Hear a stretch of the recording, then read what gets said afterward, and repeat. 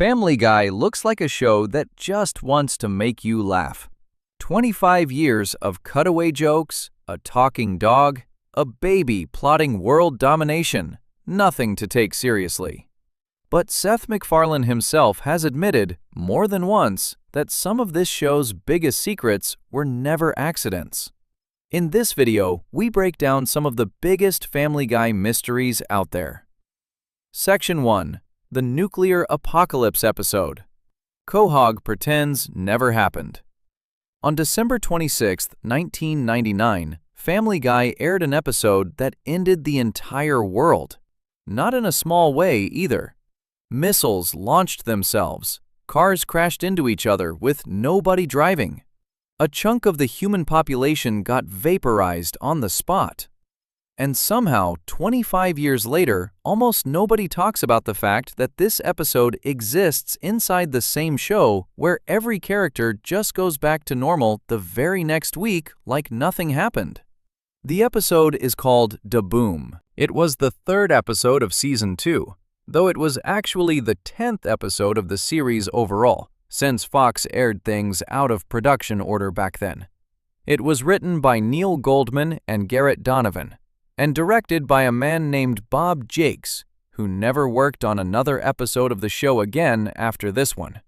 That alone is a small detail worth sitting with, though not for long, because the real story is what happens inside those 22 minutes. The setup starts small. It is New Year's Eve, December 31st, 1999.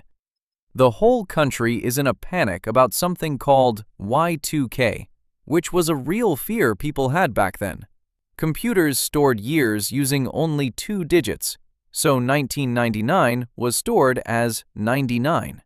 Nobody knew what would happen when the year rolled over to 2000, since computers might read it as the year 1900 instead.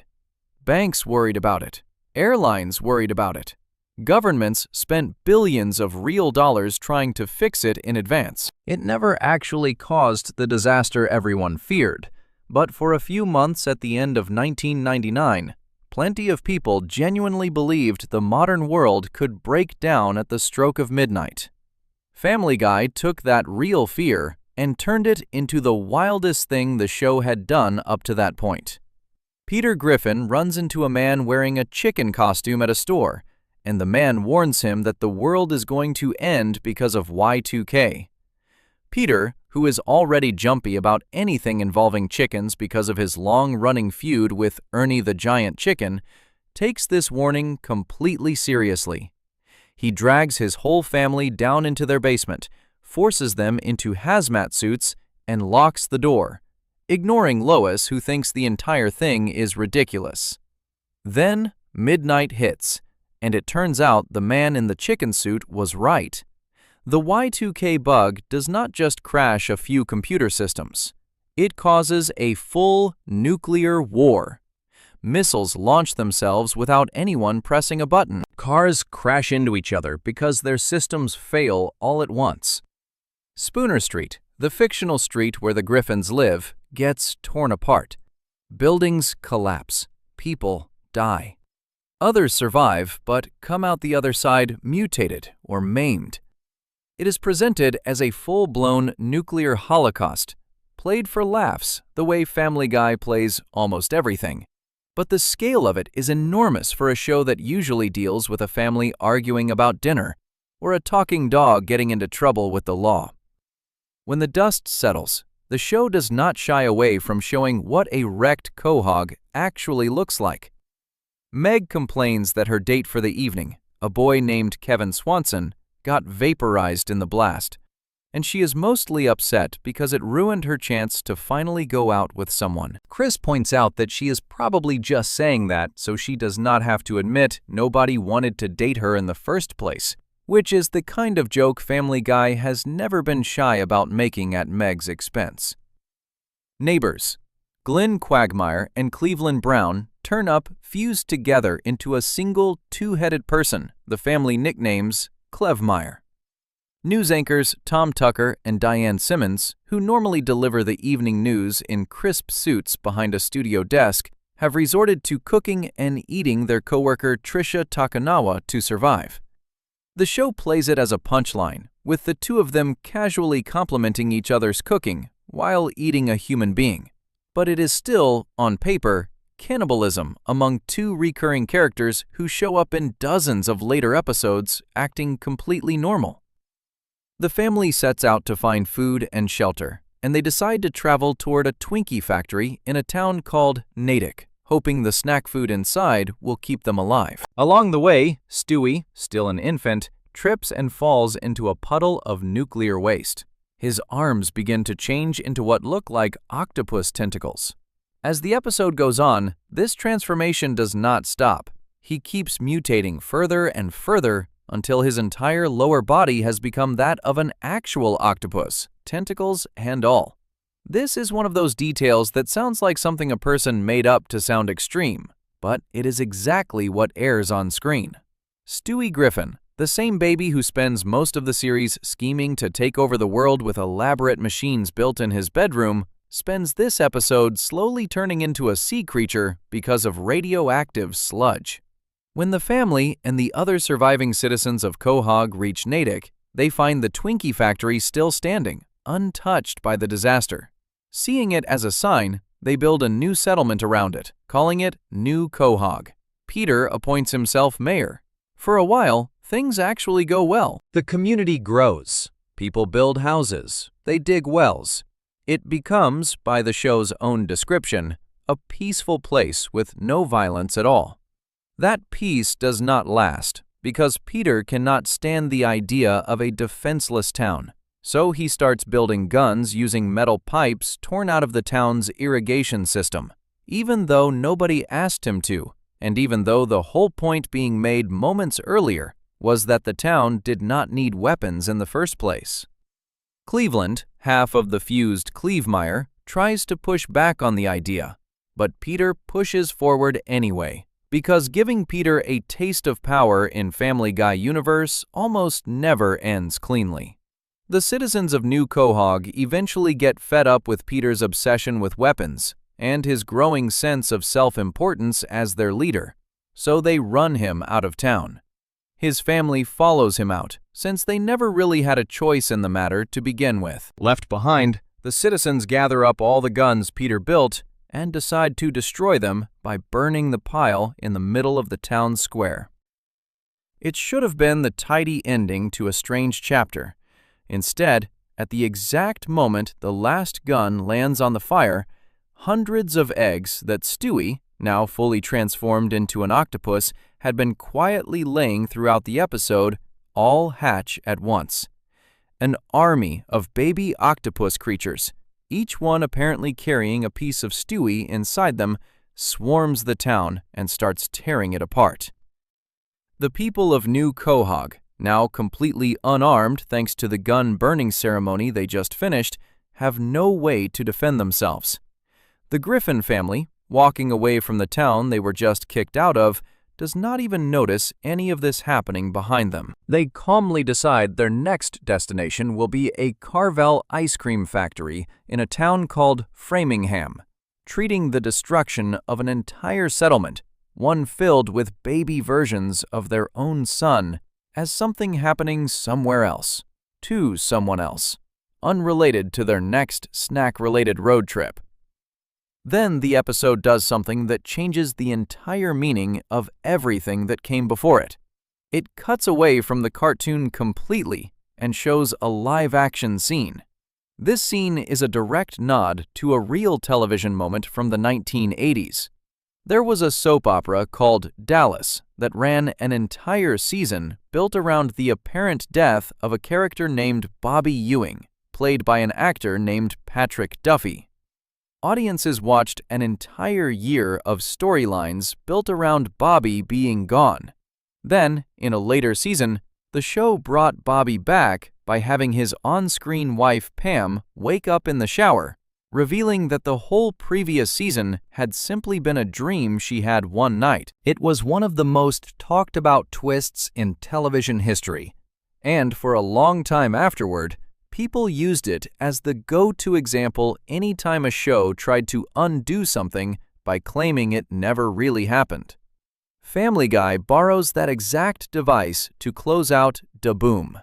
The final scene shows Pam Ewing, again played by Victoria Principal, and Bobby Ewing, again played by Patrick Duffy, in a bedroom set clearly designed to mirror the old Dallas look.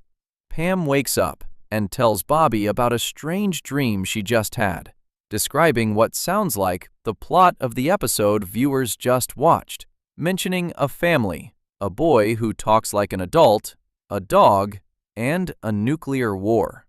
Bobby comforts her the way a supportive husband would after a nightmare, then pauses and asks what exactly this Family Guy thing she just described even is.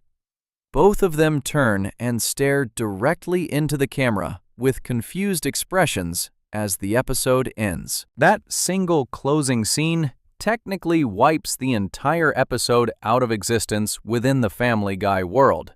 If Pam Ewing dreamed the whole thing, then none of it happened to the real Griffin family. Kevin Swanson was never vaporized. Tom Tucker and Diane Simmons never ate a coworker. Cleveland and Quagmire were never surgically fused into one person. Stewie never grew tentacles or laid hundreds of octopus eggs. The show gave itself full permission to erase all of it with one final joke. The same trick Dallas used decades earlier, except this time played entirely for laughs instead of drama. Here is where the actual mystery begins, and it has nothing to do with whether nuclear war really happened in Quahog. It has to do with how loosely the show treats its own explanation. If Da Boom was only ever a dream inside someone else's head on a different television show, then it should carry no weight on anything that happens afterward.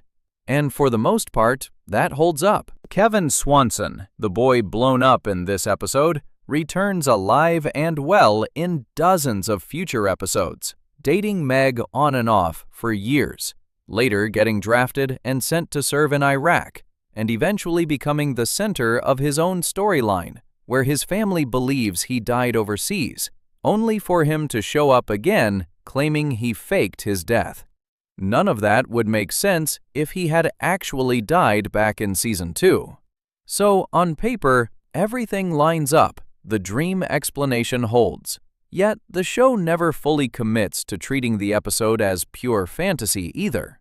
It gets referenced from time to time in later years, sometimes through quick visual callbacks, sometimes through the way certain jokes are structured around the assumption that audiences remember it as something that happened to these specific characters, not something a random soap opera character imagined. Family Guy has never gone back and clearly stated, on screen, in plain terms, whether the events of that episode are meant to be treated as canon that got quietly erased, or a joke that was never real to begin with beyond the one scene explaining it away. This has led to an ongoing debate among longtime fans over whether Da Boom should be counted as a real event in the Griffin family's history or dismissed entirely, a debate that shows no sign of being settled by the people who actually make the show. Part of what keeps this debate alive is how detailed and specific the episode is compared to other dream sequences or fantasy cutaways the show has used over the years. Family Guy runs on cutaway gags constantly, quick jokes that show something absurd happening for 5 or 10 seconds before returning to the main plot. Those cutaways are never treated as real, and nobody argues that they are. Da Boom is different because it runs an entire episode's worth of plot, with real consequences, character growth, a town being founded and destroyed, and a full narrative arc for Stewie's transformation, before revealing at the very last possible second that none of it might have actually happened. That structure makes it feel less like a quick joke and more like a genuine story that got walked back through a technicality, which is exactly why so many people found it memorable enough to still be discussing it a quarter-century later. There is also the matter of tone. Most Family Guy dream sequences or fantasy segments announce themselves early, either through visual style or through an obvious joke that breaks the illusion right away. Da Boom does not do that. It plays completely straight for the entire runtime, treating a nuclear apocalypse with the same grounded seriousness the show gives an ordinary family dinner, right up until the literal final seconds. That choice to hide the reveal until the very last moment is part of what made the twist land so hard when it originally aired, and it is also part of why fans still bring it up as one of the strangest, most unresolved threads the show has ever left dangling. None of this changes the fact that Family Guy has never had to answer for it directly. No later episode has ever had a character turn to another character and settle the question once and for all. Nobody has ever said, in plain words, whether Quahog secretly experienced a nuclear war that everyone simply agreed never to bring up again, or whether the whole thing genuinely lived only inside a dream belonging to two characters from an entirely different show. The show got to have it both ways, delivering one of its most extreme episodes while giving itself full deniability the second the credits rolled, and it has never had to choose a side since. Before we move on, if you're enjoying this analysis, please consider subscribing. It helps the channel tremendously. Stewie's half-brother did not get that same kind of easy escape hatch. His story did not end with a dream sequence or a wink at the camera. It ended with a crossbow, a body, and a half-brother who simply vanished from the show for good, with barely anyone left to ask what happened to him at all. Section 2. The half-brother Stewie erased and never mentioned again. Stewie Griffin spends most of Family Guy convinced he is the smartest person in Quahog, maybe the smartest person alive. He builds machines that can shrink him down to the size of a germ, fold time back on itself, and travel between dimensions, all from a workshop hidden inside a baby's bedroom closet. For a character built almost entirely around the idea that nobody can match his mind, there is one figure in the whole history of the show who came close to actually doing it, beat him more than once, and then simply disappeared from the series for good. His name was Bertram, and the story of how he showed up, grew up, and got erased says a lot about how loosely Family Guy treats its own characters once they stop being useful for jokes. Bertram's story does not begin with him walking through a door or moving in next to the Griffins the way most side characters get introduced. It begins inside Peter Griffin's own body. The episode is called Mission Impossible. It aired on November 8, 2001 as the 11th episode of Season 3, written by Dave Collard and Ken Goen and directed by Peter Shin. The plot kicks off after Peter helps deliver a baby for Lois's sister Carol, whose husband had recently left her. Watching the whole process convinces Peter and Lois that they might want to have another child of their own. Stewie, who has spent his entire existence as the baby of the family and treats that position the way most people treat a throne, is horrified by the idea of a new sibling showing up to steal attention away from him. He tries everything he can think of to stop his parents from having another baby. He interrupts a romantic moment by crying loudly for attention. He smears lipstick on one of Peter's shirts, hoping to cause a fight between his parents, though he gets distracted by his own reflection halfway through the plan. He knocks Peter out using chloroform and builds a mechanical copy of him to insult Lois in his place, only for Chris to accidentally shove the fake Peter out a window before the plan can finish. None of it works.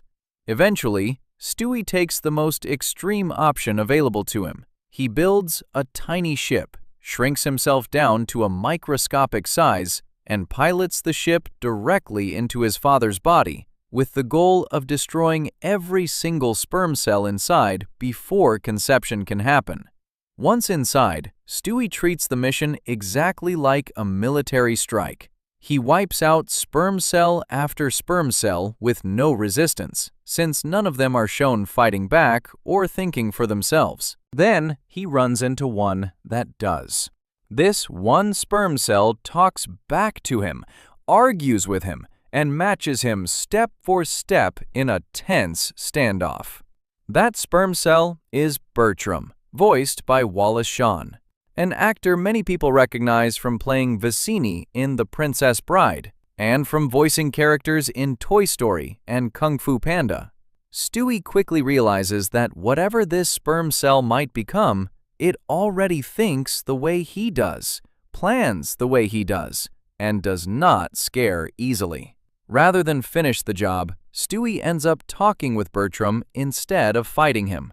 The two of them realize how much they actually have in common, and Stewie starts to see potential in the idea of having a partner just as clever and just as willing to cause trouble as he is. He even starts imagining the two of them working together on future plans, including finally getting rid of Lois for good, a goal Stewie chased obsessively for years before eventually giving it up. Bertram and Stewie part on friendly terms, with Stewie having only seconds left before his ship reverts back to full size and gets trapped inside his father's body for good. He escapes at the last possible moment through one of Peter's tear ducts and rushes back to his own room just in time. By the end of the episode, Lois and Peter decide to hold off on having another child after all, which leaves Stewie thinking that Bertram, along with every other sperm cell he could have fathered, is gone for good. Stewie is shown genuinely upset by this, mourning someone he only just met and only briefly considered an ally rather than an enemy. Then the episode ends on a strange little wink, showing a look in Peter's eye that suggests Bertram somehow survived after all, planting the idea that this was not really the end of his story. That hint turned out to be accurate, though it took nearly 5 years for the payoff to arrive. Bertram returns for real in an episode called Sibling Rivalry, which aired on March 26, 2006, as the 22nd episode of Season 4, written by Cherry Shevapravat Dumrong and directed by Dan Povenmire. This episode explains exactly how Bertram made it into the world, despite everything that happened in Mission Impossible. After a pregnancy scare earlier in the episode, Lois convinces Peter to get a vasectomy so they will not have to worry about any more children. Before going through with the surgery, Peter decides to donate some of his sperm at a clinic in case he and Lois ever change their minds later. While there, he clumsily knocks over an entire rack of stored samples belonging to other men. Rather than admit what happened and risk getting in trouble, Peter quietly refills the containers using his own sperm and leaves as if nothing happened. One of those refilled containers ends up going to a couple, both women, who use it to conceive a child. 9 months later, that child is born, and he turns out to be Bertram, biologically Peter's son, despite growing up with two mothers who have no idea whose sperm they actually used.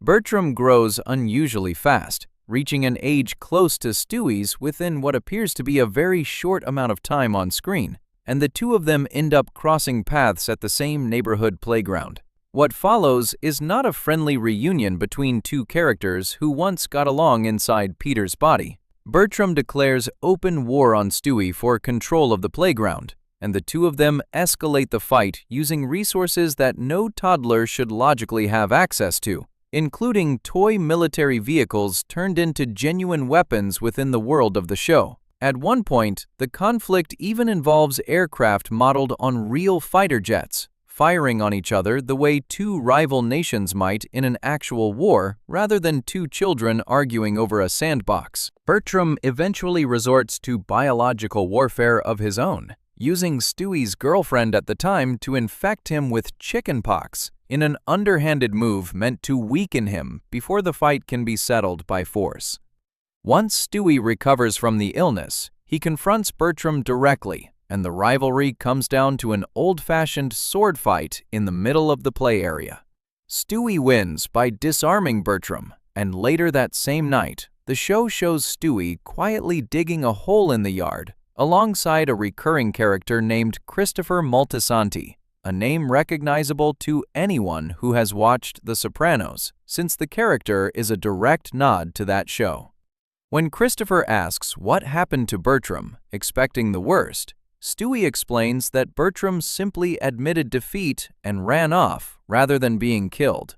Christopher, satisfied with this answer, calls Bertram a coward and lets the matter drop. The hole Stewie was digging turns out to be for planting a small tree rather than burying a body, which the show plays as a small twist meant to lighten what could have been read as a much darker ending. With that, Bertram vanishes from the show again, this time for an even longer stretch than before, roughly 5 more years, before returning one final time in an episode called The Big Bang Theory.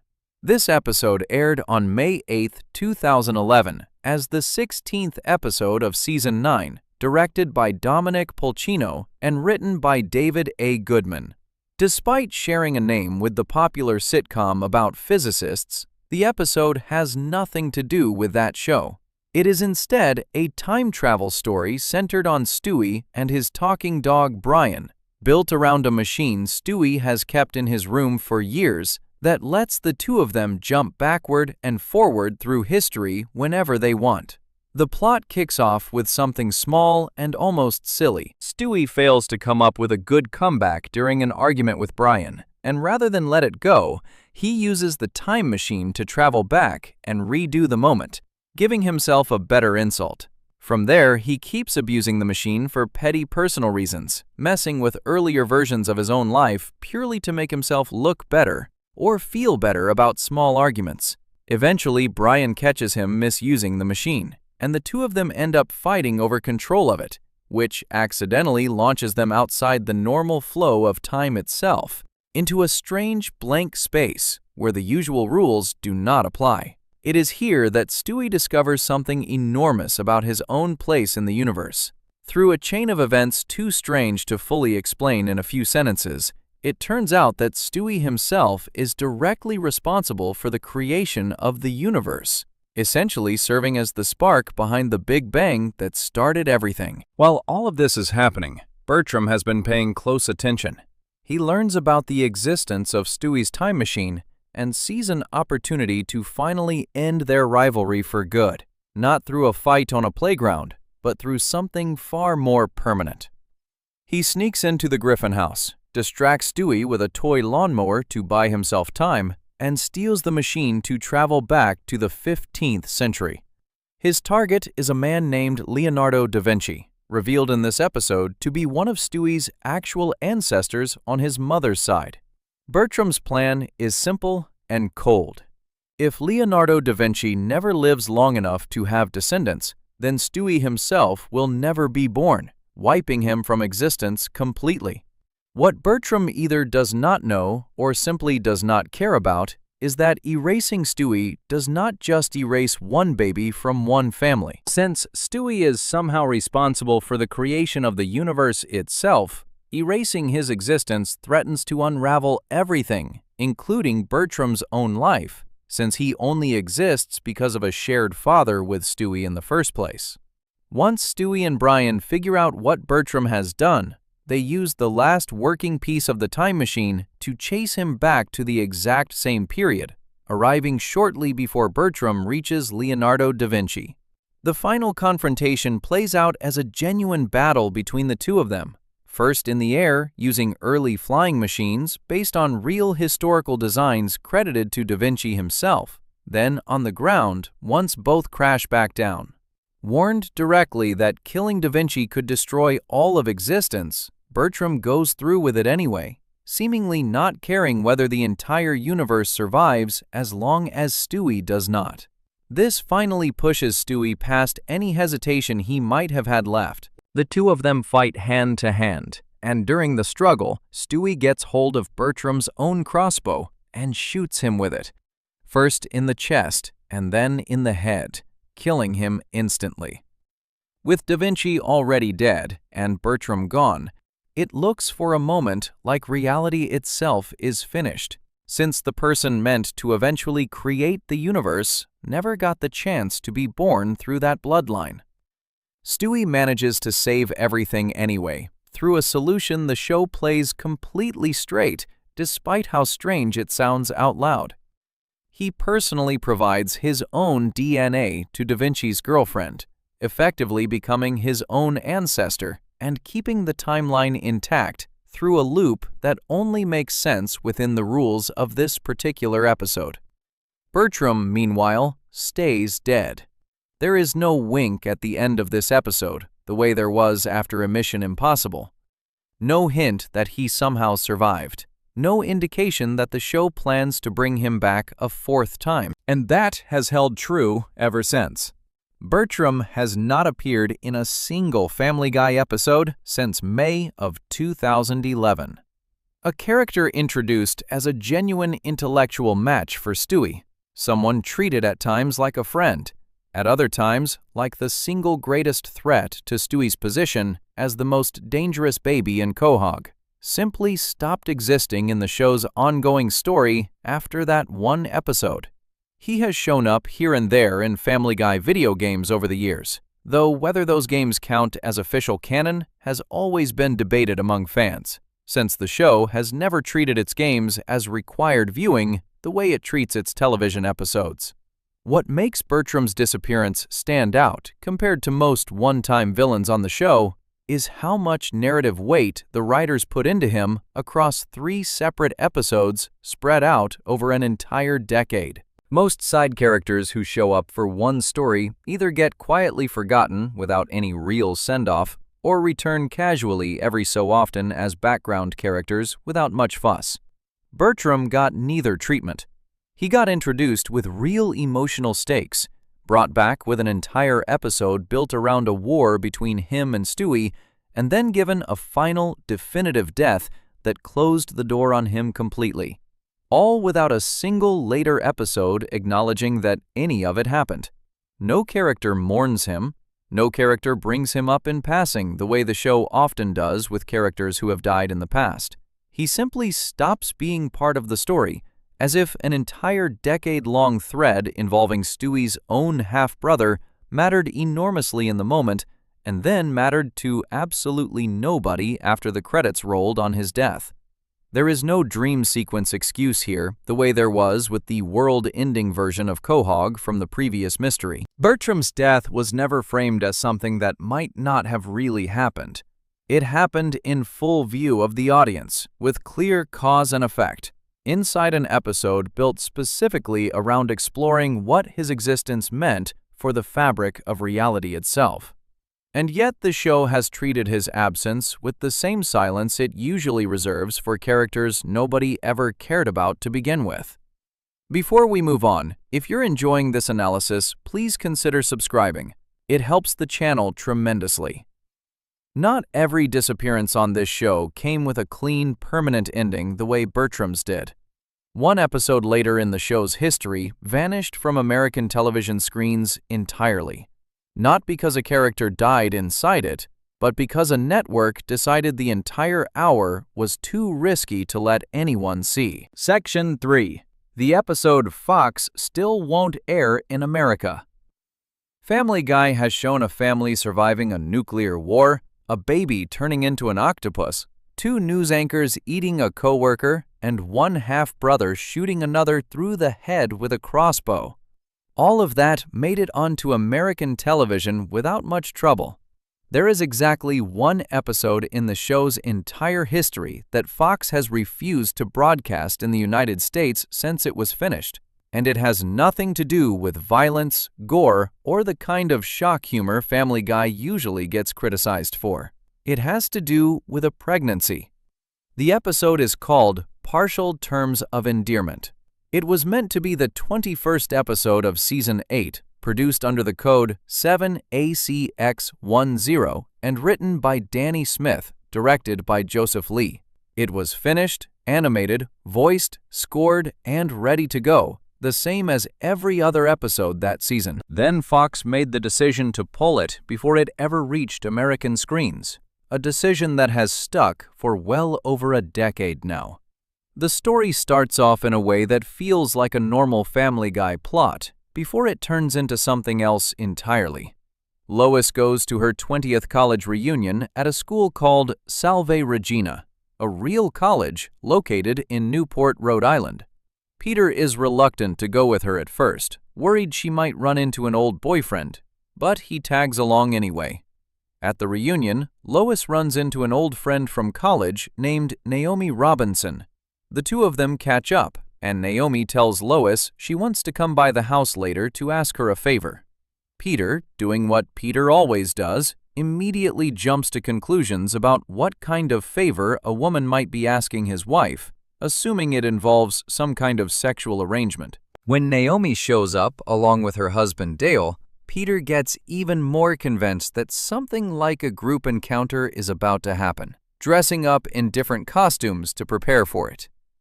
The actual request has nothing to do with any of that. Naomi and Dale have been struggling for years to have a child of their own and have not been able to conceive. They ask Lois if she would be willing to act as a surrogate, meaning she would carry a baby made from one of their fertilized eggs and give birth to it on their behalf. Lois agrees, despite Peter's clear discomfort with the idea of his wife being pregnant with a baby that is not biologically his or hers. She goes through with the procedure at the office of Dr. Hartman, the show's regular doctor character, who, as usual, makes the whole medical process feel more like a comedy routine than a serious appointment, joking around about unrelated topics while performing an important procedure. Once Lois is pregnant with the embryo, Peter spends a stretch of the episode trying to secretly cause a miscarriage without Lois finding out what he is doing. He tries hiring dancers to perform an aggressive dance routine near her, expecting a specific style of dance from the 1980s, but accidentally hiring performers from the 1990s instead, which the show treats as its own small joke about how badly Peter plans things out. He also sets up a trap modeled after the kind of exaggerated cartoon traps seen in old Looney Tunes cartoons, the type usually used by a character chasing a roadrunner, and it fails on him the same way those traps always seem to fail on the character trying to use them. Just as Peter finally decides to confront Lois directly about how uncomfortable he is with the whole arrangement, the story takes a sudden turn. Naomi and Dale are killed in a car accident. On the very same day Dale had won the lottery, a detail the show adds almost as a cruel joke about how quickly good fortune can turn into tragedy. With the two biological parents gone, Lois and Peter are left holding an embryo that is not theirs, with no clear answer for what they are supposed to do next. Following a suggestion from Brian, they start weighing whether to end the pregnancy. At this point, the episode leans directly into the actual real-world debate over abortion, rather than dancing around it the way most comedy shows might. Peter, somewhat surprisingly for his character, initially sides with the idea of Lois getting an abortion, going so far as to sing a full musical number about it, one that mocks a certain kind of religious messaging, by imagining God himself as a character encouraging people toward abortion in an upbeat, almost commercial-style tone. Just as Lois seems ready to move forward with the decision, Peter happens to watch a video made by anti-abortion activists called Abortion Madness. The video argues its point by imagining a string of historical figures who were never aborted and went on to do something significant, including a man who supposedly would have gone on to kill Adolf Hitler, and a fictional brother of Osama bin Laden described as someone who loved his country instead of attacking it. The video is clearly meant as satire, aimed at that specific style of anti-abortion messaging, using exaggerated, almost silly examples, rather than serious historical claims. It succeeds in flipping Peter's opinion entirely. He becomes convinced that ending the pregnancy would be a mistake, and starts actively campaigning against Lois's decision, joining protesters outside the clinic where she plans to have the procedure done. Despite Peter's sudden change of heart and the pressure from activists gathered outside, Lois goes through with her original decision. In the final scene, she gathers the family and explains out loud all the reasons having the baby could have turned out to be a good thing, listing them calmly and thoughtfully in a tone that almost sounds like she has changed her mind.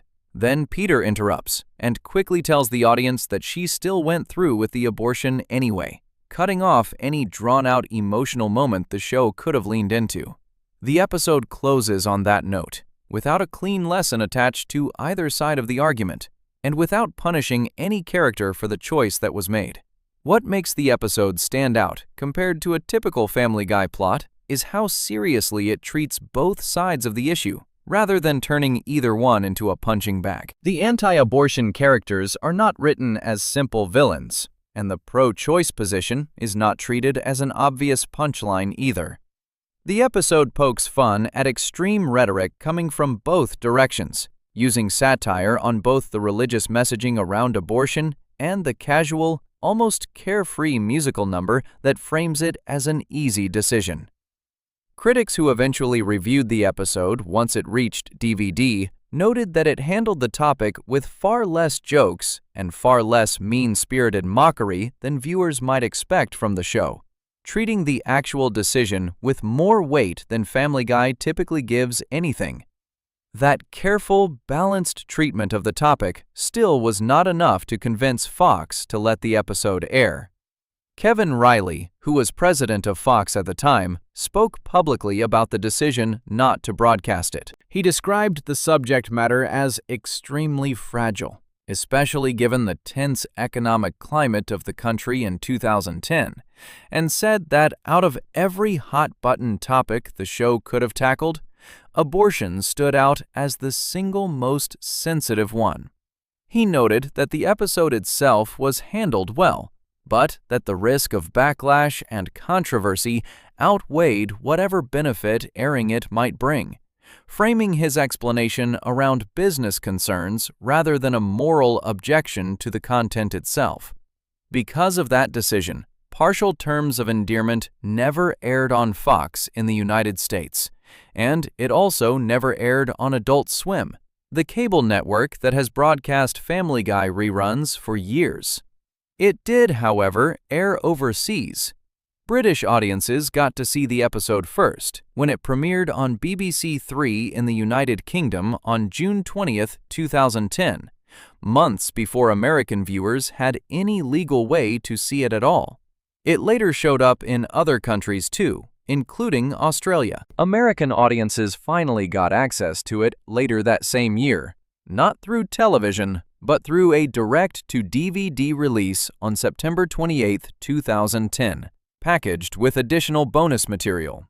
That DVD release remains, to this day, the only official way American viewers have ever been able to watch the episode as intended, aside from a brief clip that aired domestically in 2012 as part of a 200th episode retrospective special, giving fans a small taste of footage from an episode most of them had never legally seen air on a channel.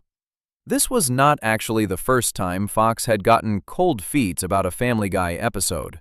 Years earlier, an episode called When You Wish Upon a Weinstein was also held back from its intended air date, out of concern that its plot, which deals with Jewish stereotypes and money, could come across as anti-Semitic depending on how it landed with viewers. That episode eventually did get released, first airing on Adult Swim in 2003 and then finally making it to Fox itself in 2004, several years after it was originally supposed to air. Partial Terms of Endearment followed a similar path of getting delayed and pushed to another outlet first, except its story took an extra step further than the Weinstein episode ever did.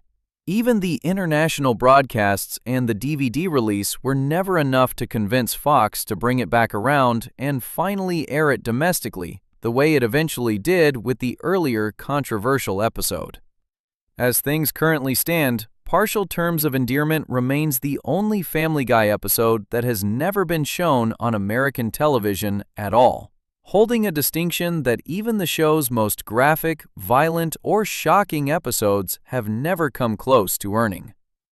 There is something worth noticing in exactly which kind of content earned this level of caution from the network. Family Guy has never had trouble getting away with jokes about death, addiction, disease, or extreme violence.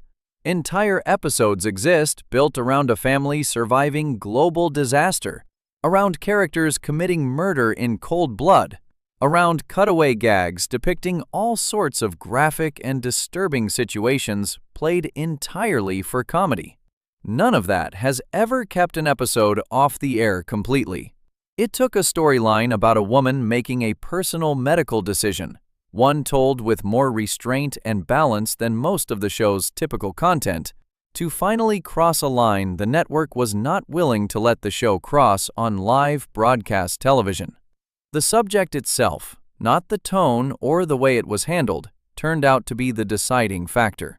Fans who have watched the episode on DVD or through other means over the years have generally responded to it the same way critics did when it was reviewed following its release. Many describe being surprised by how evenly it treats a topic that usually gets people yelling at each other rather than laughing together, and by how little it actually leans into cheap jokes at either side's expense compared to what they expected walking in.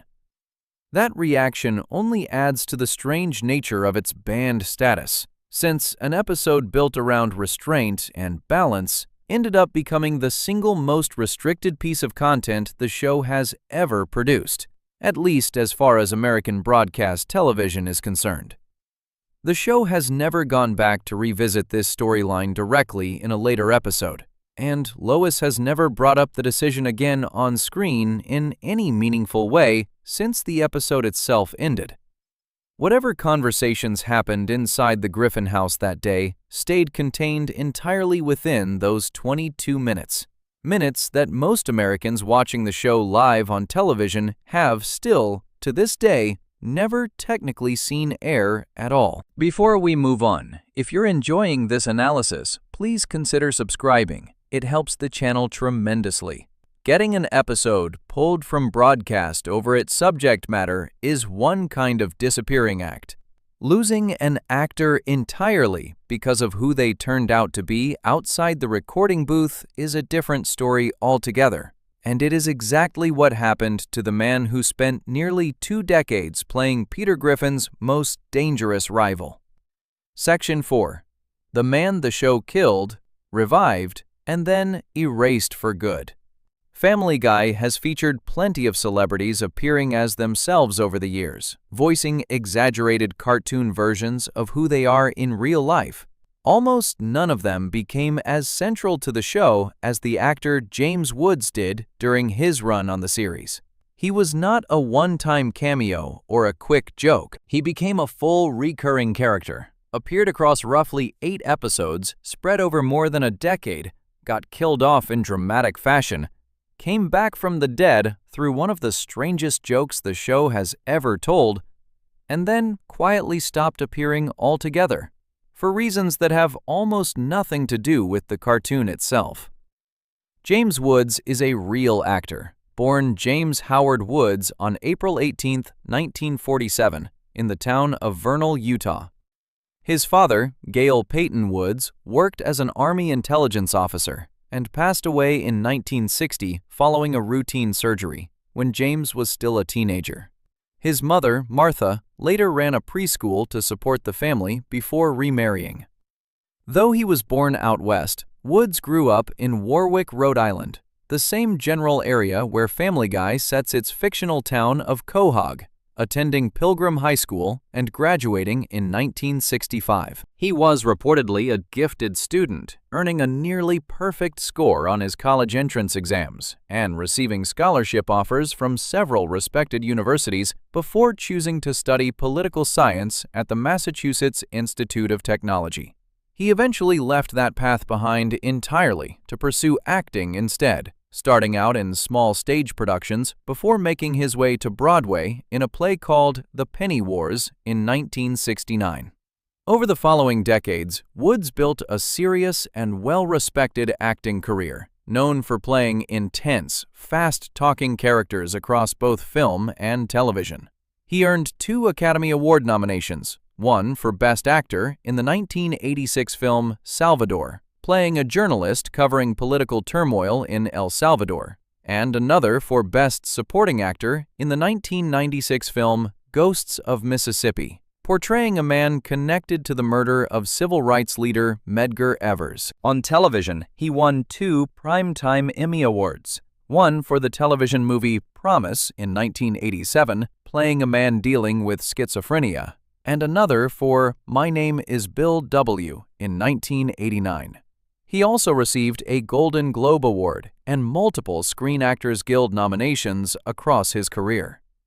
Beyond his more serious dramatic work, he became known to younger audiences through his voice work, including playing the villain Hades in the Disney animated film Hercules, a role serious enough to later earn him a Daytime Emmy nomination for his voice performance in the animated series based on that same movie.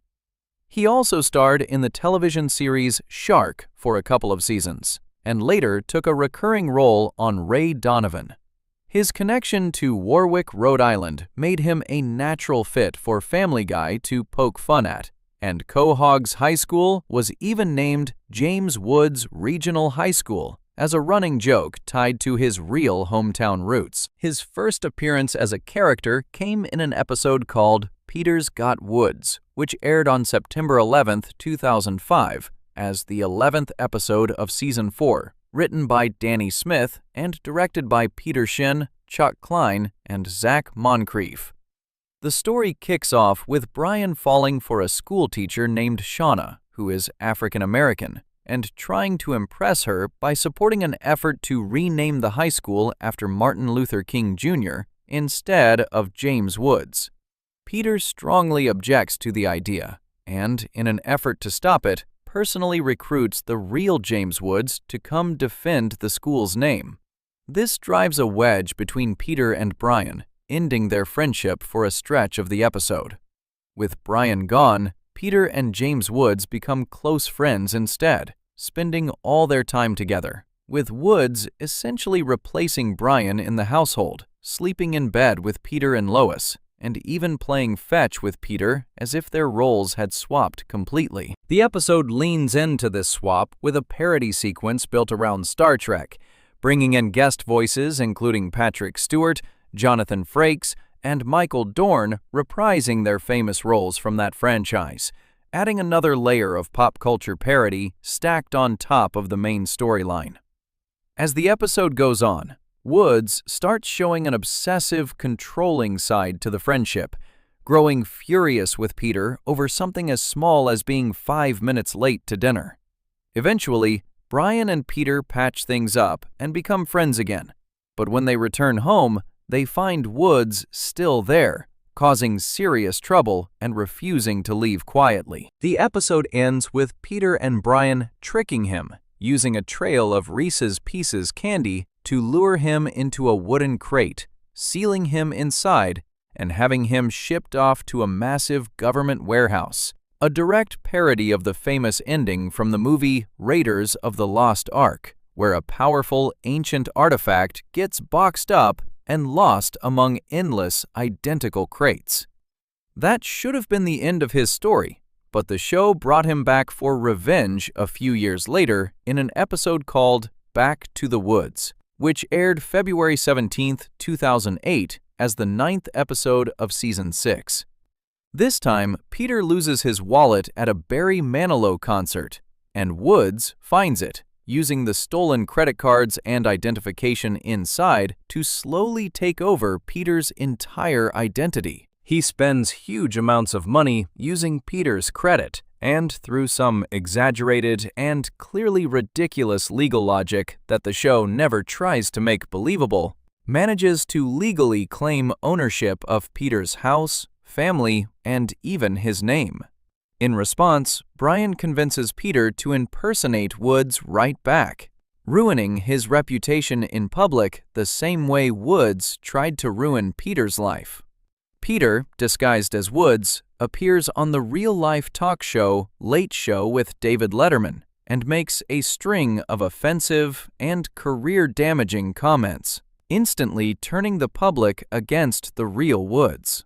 Furious, Woods confronts Peter one final time, only to end up tricked into another wooden crate, using the same Reese's Pieces trick as before.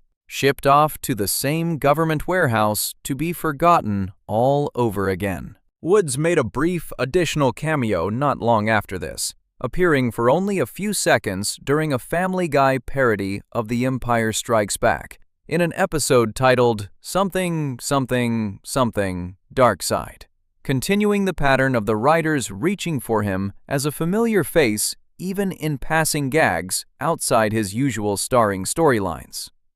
He returned in a more substantial role in an episode called Brian Griffin's House of Pain, which aired March 28, 2010, as the 15th episode of Season 8.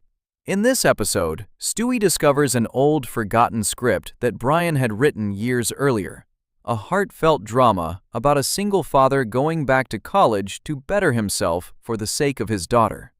Lois reads the script and genuinely loves it, encouraging Brian to pitch the idea to real television executives at CBS.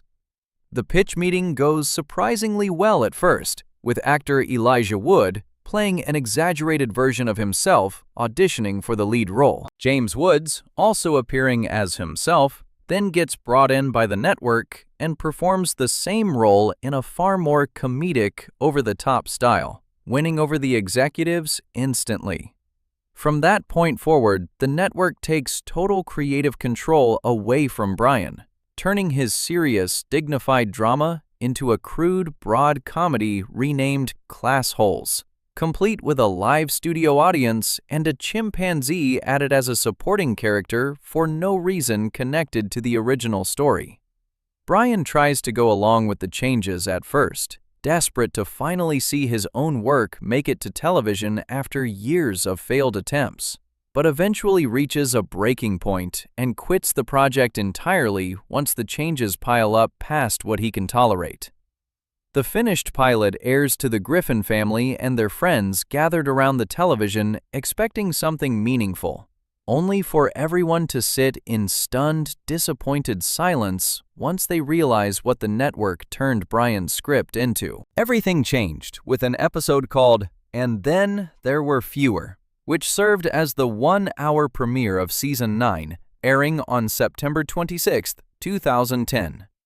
This episode was built as a direct homage to the classic mystery novel And Then There Were None by Agatha Christie, following a group of Quahog residents, including the Griffins, Quagmire, and Joe, gathered together at James Woods' own mansion for what looks at first like an evening in their honor, before guests start turning up dead one by one. The murderer turns out to be Diane Simmons, the news station's co-anchor, who had secretly been plotting revenge against several people in her life. Her first target, and the one that kicks off the entire chain of murders, is James Woods himself.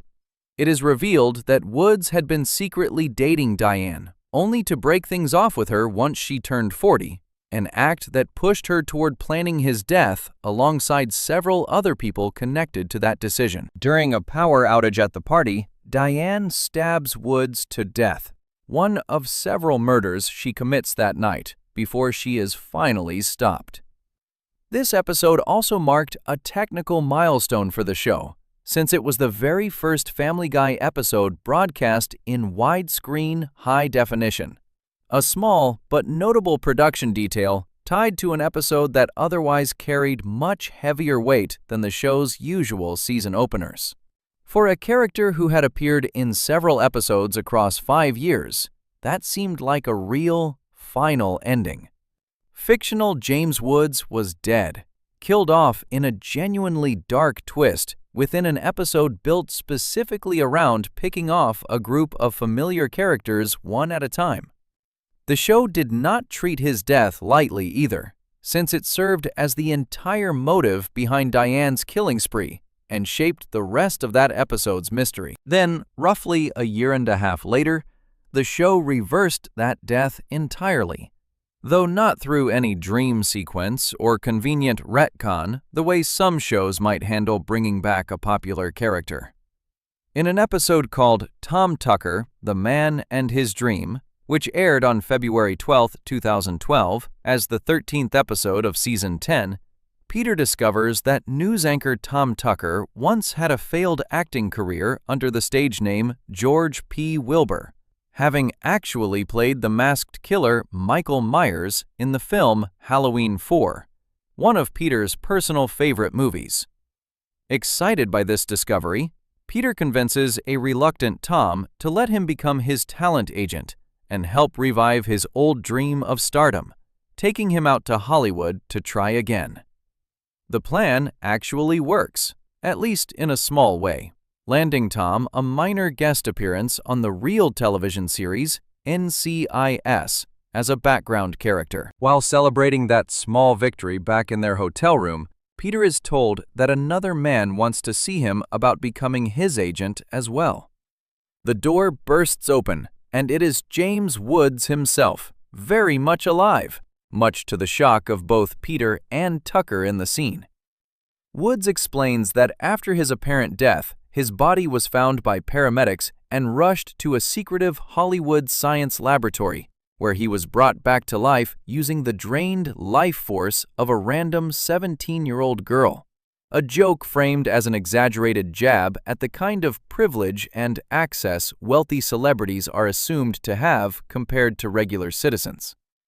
Dazzled at the idea of representing an actual famous movie star instead of a local news anchor, Peter immediately drops Tom as a client to chase after Woods instead. That decision backfires almost right away, since Woods turns out to be just as demanding and difficult to work with as his reputation would suggest, eventually firing Peter himself after growing dissatisfied with the scripts Peter brings him. Humbled, Peter returns to Tom, apologizes, and the two head back home to Quahog together, where Tom successfully gets his old job back at the news desk, reportedly at half of his original salary. After that surprise return, Woods showed up a couple more times in different contexts. In an episode called Inside Family Guy, which aired October 23, 2016 as part of Season 15, Woods hosts a mock behind-the-scenes look at how a typical week of Family Guy production supposedly unfolds, playing along with the joke of being a real actor giving audiences a look behind the curtain. The episode plays with the idea that Peter has grown into a demanding, difficult star behind the scenes, eventually getting written out and replaced within the fictional show within the show, only for Peter to try pitching an entirely new series of his own to real Fox television executives Dana Walden and Gary Newman, both of whom appear as themselves. He also appeared in a crossover episode called The Simpsons Guy, which aired September 28, 2014, as the premiere of Season 13, bringing The Simpsons and Family Guy together for one special episode, built around the Griffin family accidentally ending up stranded in Springfield. Within that crossover, the Family Guy version of James Woods appears in a courtroom scene, seated right next to an entirely different, separate version of James Woods native to The Simpsons, since that older, longer-running show had already used the real actor as a recurring joke character of its own decades earlier, going all the way back to a 1994 episode called Homer and Apu, in which Woods appears as himself taking over Apu's job at the Quickie Mart while researching a movie role. Placing both cartoon versions of the same real actor side by side in one scene gave the crossover a small, knowing wink, acknowledging that Woods had, by that point, spent years as a recurring joke on two completely separate, long-running animated shows at the same time.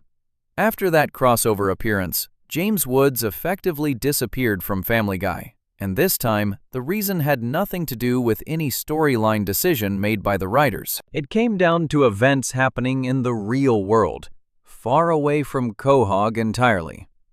Over the years following his final appearances on the show, the real James Woods became increasingly vocal about his political opinions online, expressing strong conservative viewpoints on social media platforms. In 2018, he was banned from the platform, then known as Twitter, after posting a message some interpreted as encouraging men not to vote in that year's midterm elections. Around the same period, he he was also dropped by his talent agency, with reports suggesting the decision was connected to his political statements rather than any issue with his acting work itself. As his real-world political profile grew louder and more controversial, Family Guy quietly moved away from using him altogether, choosing not to bring the character back for any further appearances after that point. The show even took the extra step of renaming Quahog's high school, originally called James Woods Regional High School, as a nod to his real hometown roots, changing it instead to Adam West High, honoring the show's other longtime celebrity character instead. This rename effectively erased the last remaining piece of the character's presence baked into the town's own geography, removing his name from a building that had carried it as a running gag since the character's very first appearance back in 2005.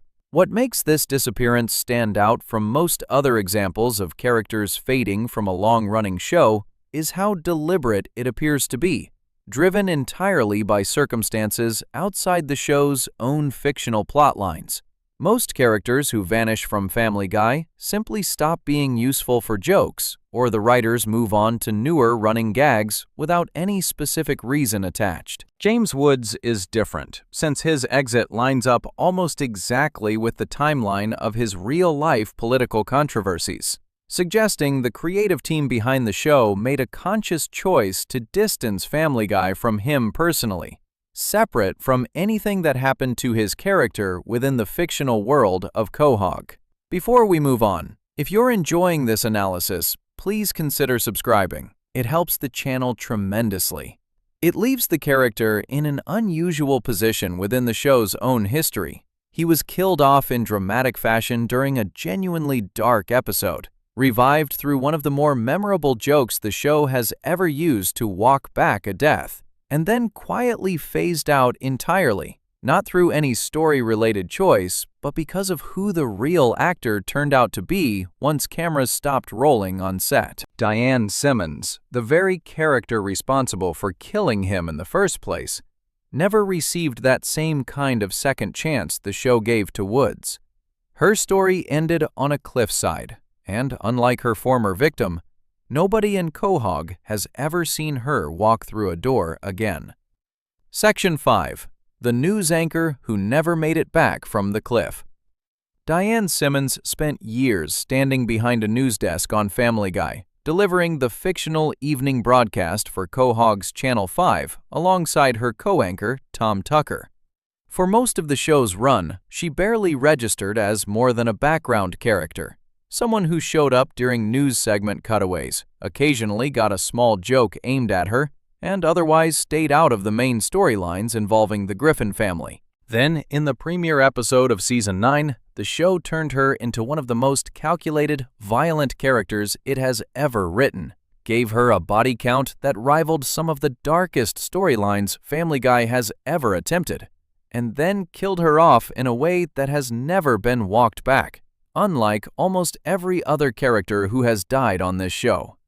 Diane's presence on Family Guy actually goes back much further than most viewers probably remember. She was already sitting at the Channel 5 news desk alongside Tom Tucker in the very first episode of the entire series, a pilot called Death Has a Shadow, meaning she had technically been part of the show's world since the day it premiered in January of 1999. For the better part of a decade, she filled a fairly simple role, delivering news segments, trading barbs with Tom during broadcasts, and occasionally getting pulled into a wider storyline whenever the writers needed a news-related joke or cutaway gag. She also hosted her own fictional talk show within the series, called simply Diane.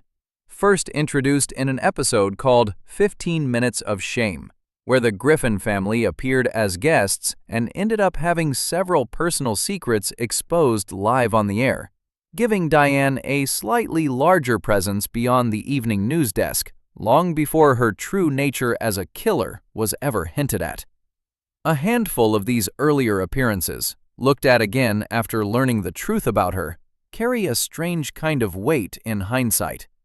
In an episode called Patriot Games, it was revealed that Diane had once been married, and that her husband had taken his own life at some point before the events of the show. Tom Tucker, never known for tact, brought this fact up casually while the two of them were on the air together, causing Diane to break down crying in front of the entire viewing audience of Quahog. A moment played at the time purely as an example of Tom's complete lack of sensitivity, rather than as any kind of foreshadowing.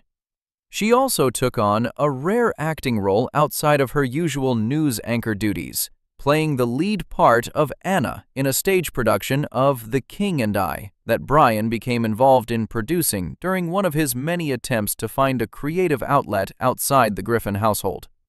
In a Star Wars parody episode called Blue Harvest, which reimagines the plot of the original 1977 film using the Family Guy cast, Diane even shows up as the anchorwoman, delivering news updates from aboard the Death Star itself, continuing her role as the go-to news voice of the Family Guy universe, even inside a completely different fictional setting. She also appeared alongside the rest of the news team in an episode called April in Quahog, taking part in a fake April Fool's broadcast, convincing the citizens of Quahog that the world was actually ending, later admitting on air that the prank had been successful specifically because it caused a small number of actual suicides and a wave of citywide looting.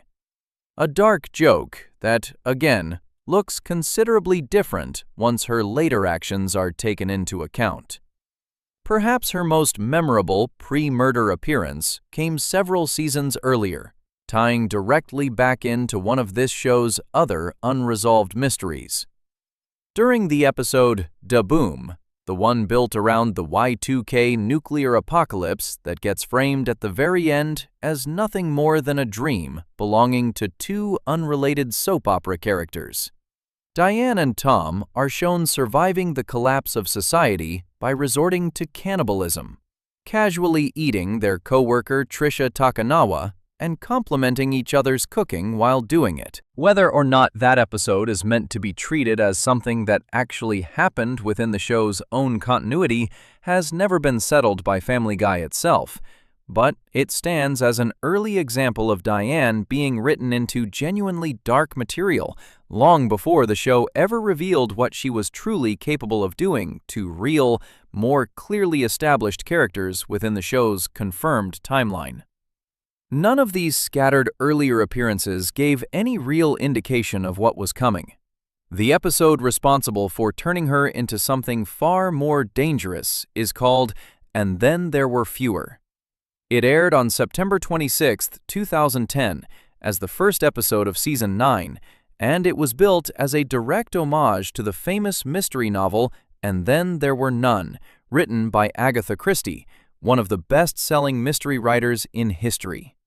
That novel follows a group of strangers invited to an island, only to be picked off one by an unknown killer hiding among them. Family Guy borrows that exact setup, gathering a group of familiar Quahog residents together for what looks at first like a simple celebration, before turning it into a slow, methodical mystery filled with real deaths and real stakes. Something the show rarely commits to for this long without breaking for an unrelated joke. The episode brings together nearly the entire cast of side characters the show had built up by that point. The Griffin family attends, along with Quagmire, Cleveland, Joe, and several other familiar faces, all invited to a mansion belonging to James Woods for what appears to be some kind of formal gathering in their honor. Early into the night, people start dying under strange circumstances, and the show plays each death seriously enough that it genuinely feels like watching a mystery unfold rather than a typical cutaway-filled comedy episode. The first person killed is a woman named Stephanie, who was on a date with Quagmire that night. She dies from a single gunshot, fired from a hidden weapon rigged to go off at the head of the dinner table. The trap had actually been built to kill James Woods, who was originally meant to be sitting in that exact seat. Stephanie only ends up in the line of fire because Woods happened to get up and leave the table shortly before the gun went off. meaning she took a bullet that was never meant for her in the first place. This detail becomes important later, since it shows that whoever set the trap felt genuine guilt over killing the wrong person, something that separates this act from the other murders that follow. From there, the killer strikes again during a sudden power outage at the mansion.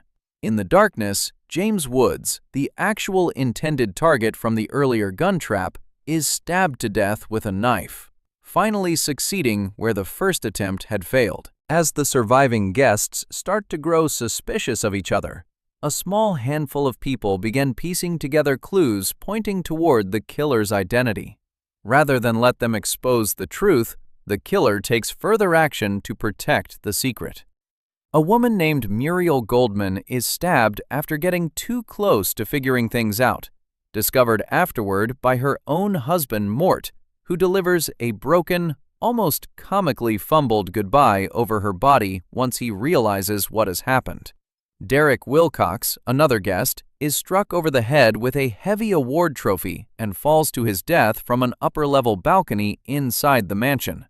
His body, along with the murder weapon, is later planted inside Tom Tucker's room, framing him for all of the murders that had taken place that night. With Tom set up to take the blame and the other guests unaware of the real story, the actual killer is finally revealed to be Diane Simmons, the same soft-spoken news co-anchor who had shared the desk with Tom Tucker on Channel 5 for years.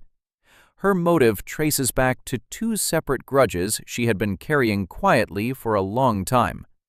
According to details filled in around this storyline, Diane had actually met James Woods roughly a year before the events of the episode, at some kind of press gathering, and the two of them began a secret relationship together, one kept hidden from the public and from her co-workers at the news station. That relationship fell apart the moment she turned 40, with Woods ending things with her specifically because of her age.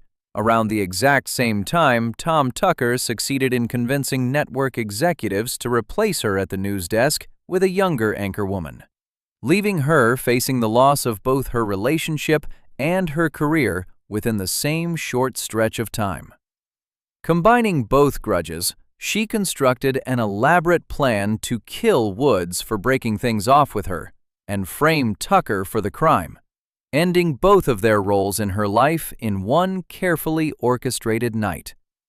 Along the way, she also manipulated a young, eager news intern named Priscilla into unknowingly assisting with parts of the scheme, later killing her as well once she became a loose end that could no longer be trusted to stay quiet. Once her plan has technically already worked, with Woods dead and Tucker blamed for it, Diane appears ready to simply go home and move on with her life, showing off a dress she planned to wear for her first solo anchor appearance, now that Tucker was out of the picture. It is at this exact moment that Lois, the only person who had figured out the truth, confronts her privately. Realizing that there is no way Lois could have known about the solo anchor position so quickly unless she already suspected something deeper, Diane calmly admits everything she has done. Rather than panic, she prepares to kill Lois as well, treating her the same way she treated every other loose end that threatened to expose her that night.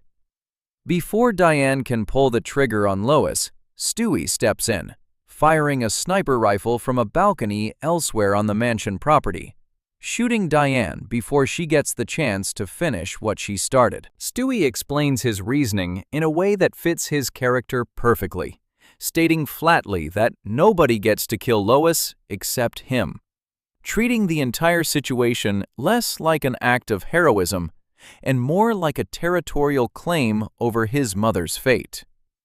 Wounded, Diane falls backward off the edge of the cliff the mansion sits on, tumbling down into the ocean below, ending both her killing spree and her life in one single moment. With Diane dead and her guilt fully revealed to Lois, Tom Tucker is cleared of all the charges that had been building against him throughout the episode, restoring his reputation and his position at the news station. The reveal of what actually happened that night, along with Tom's innocence, is properly announced to the people of Quahog in a later episode called Excellence in Broadcasting, giving the story a clean, official resolution within the show's own timeline, rather than simply moving on without addressing the fallout. Diane's now empty co-anchor chair gets filled by a new character named Joyce Kinney, who steps into the role Diane had been fighting so hard to protect just hours earlier, taking over the very position her murder spree had been partly designed to secure for herself. What makes Diane's story stand out from most Family Guy deaths comes down to how permanent it has stayed compared to nearly every other major character who has died on the show. And this is not simply a pattern viewers have noticed over time. According to information tied to the episode's DVD release, which packaged And Then There Were Fewer, together with 2 other Season 9 episodes on December 13, 2011, the show itself directly confirmed afterward that the events of the episode were canon, meaning they genuinely happened within Family Guy's official continuity, rather than existing as some kind of dream or non-canon joke the way certain other extreme episodes have been handled. Even more specifically, the show confirmed that the characters killed off that night, including Diane, Muriel Goldman, Derek Wilcox, and the others, would not be brought back in future episodes, with one single, deliberately carved-out exception made for James Woods, whose survival gets explained a couple of seasons later in Tom Tucker, The Man and His Dream. That detail turns what might have looked like a simple inconsistency into something closer to a deliberate, confirmed choice made by the people running the show. This was not a case of the writers simply forgetting about Diane or losing interest in bringing her back, the way plenty of minor characters quietly fade away without any specific explanation. The show went out of its way to state clearly that this particular death was permanent and real within its own fictional history, while simultaneously building in one specific loophole allowing exactly one of her victims to return from the dead anyway. James Woods, the very man she killed to start off her entire plan, came back to life within a couple of seasons through a joke about wealthy celebrities receiving miracle medical treatment. Other characters who have died throughout the show's run have often returned eventually, sometimes explained away through a joke, sometimes never explained at all, simply reappearing as if nothing had happened. Diane has received no such treatment. She has not appeared in a single new episode since falling off that cliff. No later storyline has hinted that she somehow survived the fall. No joke has ever quietly revealed her walking around Quahog again the way the show did for Woods. Her death has held completely, making her one of the very few characters on this show whose ending has actually stayed final, and one of an even smaller number whose permanence the show has gone on record confirming on purpose. This creates an interesting kind of imbalance built directly into the same episode that killed her. Diane orchestrated an entire night of murder specifically to eliminate Woods and take back control of her career and her life, only for the man she killed to eventually get a second chance at existing within the show's world, while she herself never received the same courtesy. Everything she did, all of the planning, all of the other people she killed along the way to protect her secret, effectively accomplished nothing in the long run, since Woods came back anyway a couple of seasons later, rendering her original motive completely pointless in hindsight. The show has never directly acknowledged this irony out loud through any character, but it sits quietly within the timeline for anyone who has watched both episodes and noticed how differently the 2 deaths were eventually handled. Muriel Goldman and Derek Wilcox, the 2 other characters killed during Diane's spree that night, have also never returned, though neither of them had built up nearly the same amount of history on the show that Woods had by that point. Their absence draws far less attention, simply because they were minor side characters to begin with, appearing briefly in this one episode, rather than across nearly a decade of recurring appearances. Diane's case stands out specifically because, She had been a consistent, familiar face on the show since its very first broadcast, giving her death far more weight than most side characters ever carry when they get written out for good.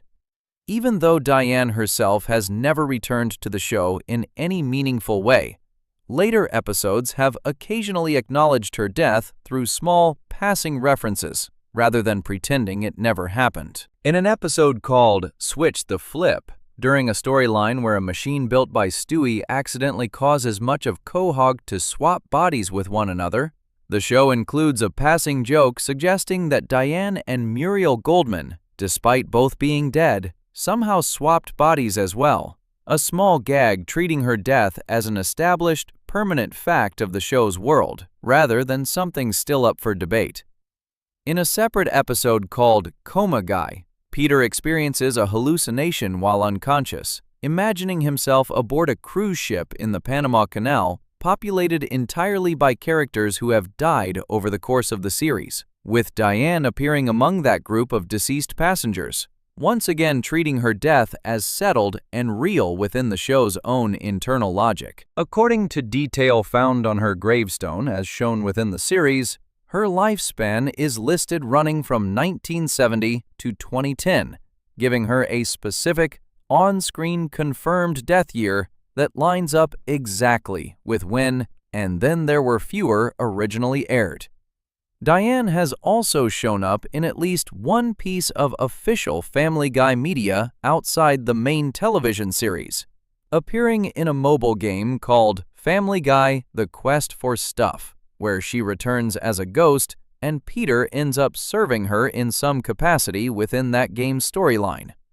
Much like Bertram's appearances in various Family Guy video games discussed elsewhere, the canon status of this kind of game content has generally been treated as looser and less binding than anything shown in an actual broadcast episode, meaning her ghostly appearance there does not really challenge the show's clear, direct confirmation that her death within the main series remains permanent. The voice actress behind Diane, Lori Allen, had played the character since the show's earliest years, delivering her lines with the same calm, professional news anchor tone right up until the moment her true nature gets revealed during this episode. Allen has also voiced other calculating or morally complicated characters across her career, including a racist character named Kathy Weber on the television drama The Closer, and a manipulative conspirator named Gina Carlson on the crime series Bones, suggesting a pattern in the kinds of quietly dangerous characters she has been cast to bring to life over the years, well beyond just her work on Family Guy. That steady, composed voice acting throughout Diane's earlier murders in the episode is part of what made her eventual reveal land as effectively as it did, since nothing about her delivery or mannerisms up to that point gave away any hint of what she was actually capable of. Looking back at her earlier appearances across the show's run, from her heartbreak over her husband's suicide to her small role playing Anna on a Quahog community stage, there is nothing planted in advance that clearly foreshadows the level of violence she turns out to be hiding, which means the show built her entire dark side within the space of one single episode, rather than seeding it gradually over time the way some long-running shows tend to handle a major character twist. Because her death has never been reversed, and no future storyline has ever revisited it in any way that suggests otherwise, Diane Simmons remains locked into the ending the show gave her back in 2010, permanently replaced at the news desk, permanently written out of every episode that came after, with no joke, dream sequence, or medical miracle ever brought in to walk any of it back, and with the show itself having gone on record confirming that this particular ending was meant to stick. Her fall off that cliff into the ocean below stands as one of the clearest, most final endings the show has ever handed any of its characters, especially one who had been quietly sitting behind that news desk since the very first episode of the entire series. Before we move on, if you're enjoying this analysis, please consider subscribing. It helps the channel tremendously. Not every mystery on this show involves a body falling off a cliff or a character disappearing for good. Some of the biggest question marks Family Guy has ever left hanging involve the character who is still very much alive, still appearing in new episodes today, carrying a secret the show has spent years teasing without ever fully deciding to answer it. Section 6. The Coming Out episode that never made it to air. Stewie Griffin spends most of his time on Family Guy scheming, building weapons, and trying to take over the world one plan at a time. Underneath all of that, the show has spent almost 2 decades dropping hints, jokes, and half answers about a completely different question. One that has nothing to do with world domination and everything to do with who Stewie actually is underneath his British accent and oversized head. Seth MacFarlane, the man who created the show and gave Stewie his voice, has talked about this question openly in interviews for years, describing a script that once existed where Stewie fully came out, only for the creative team to pull back and keep the answer vague instead, a decision that has shaped the character ever since. The clearest place to start is with something MacFarlane said publicly back in 2008, during an interview with a magazine called The Advocate, which focuses on issues important to gay readers. Asked which character on his shows gets the strongest reaction from gay fans, MacFarlane pointed directly to Stewie, explaining that the character began purely as a scheming, evil baby before the writers started leaning into the idea of his confused feelings about who he is attracted to. He went on to say that the writing team genuinely believes Stewie is almost certainly gay, and that the character himself is still figuring that part of his life out, though the show avoids locking that answer down completely, since keeping things open gives the writers room for jokes that work from more than one direction. He even joked about how strange it feels that so many people care this much about the private life of a cartoon baby, adding that he sometimes enjoys pointing out to certain angry viewers that their favorite character on the show happens to be gay. That same year, in a separate interview published in Playboy magazine, MacFarlane revealed something even more specific. According to what he shared, an episode had actually been written all the way through a full script, one where Stewie comes out as gay directly, tied to a storyline about him getting bullied by other children at school because of it. The plan for that episode involved Stewie traveling back in time, specifically to prevent a certain passage from being written into the Bible, a passage from the book of Leviticus that condemns men who are attracted to other men, framing his time travel mission almost like an attempt to erase the very source of the prejudice he was facing at school. Despite the script existing and reaching this level of development, the show ultimately decided against moving forward with it, choosing instead to keep his sexuality as something unresolved rather than answered outright. MacFarlane explained that part of the reasoning came down to how strange it felt to lock down a permanent answer for a character who is still supposed to be a 1-year-old baby within the show's own timeline. He speculated that if Stewie ever did grow up within the story, he would likely end up either gay or a deeply unhappy person pretending to be straight, suggesting that whatever inner conflict the character carries plays a real role in his aggression and his constant need to control everything and everyone around him, including his ongoing obsession with getting rid of his own mother.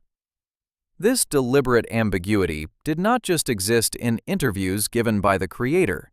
It shows up directly within episodes across many different seasons, built into small moments rather than one big storyline. In an episode called The Thin White Line, Stewie sings to a boatload of sailors, telling them through the lyrics that despite what they might assume about him, he would rather be with a man than a woman. In another episode called 15 Minutes of Shame, Stewie flatly states that he does not particularly care for women and wonders out loud whether it might turn out that he is gay, treating the idea with curiosity rather than certainty. A separate episode called Deep Throats contains a moment that many fans and critics have pointed to over the years as suggesting some kind of attraction toward Brian, the family's talking dog. Adding yet another layer to a running thread the show never fully closes the door on in either direction. Even the full-length movie, Stewie Griffin: The Untold Story, includes a scene where Stewie, after having a bit too much to drink, makes an admission along similar lines, continuing a pattern the show has repeated across more than a decade of episodes without ever settling the matter for good. Nearly a decade after that Advocate interview, the show revisited this exact question directly on screen, rather than leaving it only as something fans picked up on through scattered jokes across different seasons. Around 2018, the writing team built an episode centered on Stewie attending therapy sessions with a character named Cecil Pritchfield, brought in after Stewie did something serious to a classmate at school. During these therapy sessions, the show leans directly into questions about Stewie's identity and his uncertainty about who he is attracted to, treating the therapy setting as a natural place to finally address something viewers had been noticing for years. Talking to the entertainment publication TV Line around the time this episode aired, writer Gary Janetti explained the thinking behind keeping things deliberately unresolved, even at this stage. He described Stewie's uncertainty about his own sexuality as something the show needs to protect rather than answer, arguing that this uncertainty gives the character a kind of vulnerability that plays an important role in his overall personality. Janetti pointed out that the show is never going to give a clean answer while Stewie is still written as a one-year-old baby, but suggested that careful viewers who pay attention to the small details scattered throughout the show can probably read between the lines well enough to form their own conclusions, even without an official confirmation ever being given outright. Producer Rich Appel, speaking to the same publication, added that he and Janetti had discussed this exact question directly with Seth MacFarlane while working on that particular episode. According to Appel, MacFarlane's instinct was to avoid leaning too heavily into the subject, reasoning that Stewie is still, at the end of the day, a baby, and that sexuality itself is something that can shift and change over time, rather than being fixed permanently from such a young age. MacFarlane apparently felt that it made more sense creatively to leave the matter undetermined, rather than settle it definitively through one storyline. That same round of interviews touched on something MacFarlane had said even earlier that added another wrinkle to the whole discussion. At one point, after years of leaning into the idea that Stewie is almost certainly gay, MacFarlane walked that specific framing back slightly, pointing out that Stewie, being a cartoon character rather than an actual living person, cannot really be definitively described as either gay or straight in the same way a real human being can. This shift did not erase everything MacFarlane and his team had said and written up to that point, but it did add a layer of nuance to the conversation, suggesting that the show's approach was less about hiding a definite answer and more about treating the entire question as something that does not need a tidy conclusion in the first place, given that Stewie exists as a fictional drawing rather than a real, growing person moving through actual life stages. Adding to the layers already built into this running storyline, the show has also toyed with Stewie's voice itself as part of exploring his identity. During the same era of episodes dealing with his therapy sessions, the show revealed what was framed as Stewie's real, natural speaking voice, distinct from the posh British accent he uses constantly throughout the series. The reveal came without much advance warning, even to the people making the episode, since Seth MacFarlane did not decide exactly how this real voice would sound until an actual table read of the script, meaning even his fellow cast members did not know what to expect until they heard it performed live in that room. Writer Janetti described the choice to reveal this hidden voice as feeling honest to a character who has spent his whole life building an artificial personality to hide who he really is. Someone who does not feel like he fits in and constructs an entirely separate way of speaking and carrying himself as a kind of shield. The show even played with this idea further by having Ian McKellen, Stewie's therapist within the show, and the one character actually let in on the secret of his real voice, fail to notice any difference between the fake accent and the real one, adding one more small joke layered on top of an already complicated storyline about identity and hidden truths. None of these details, taken individually, would necessarily amount to much. A single joke about liking men over women could be brushed off as a passing gag, the same way Family Guy handles almost any topic for a quick laugh.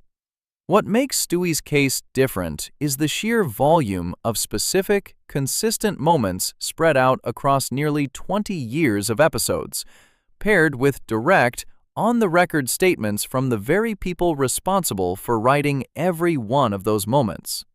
This is not a case of fans reading too much into vague hints without any real backing. The creator himself has confirmed, multiple times, across multiple separate interviews given years apart, that this ambiguity is intentional, discussed at length in writers' rooms, and treated as a real, ongoing part of the character rather than an accident of how certain jokes happened to land.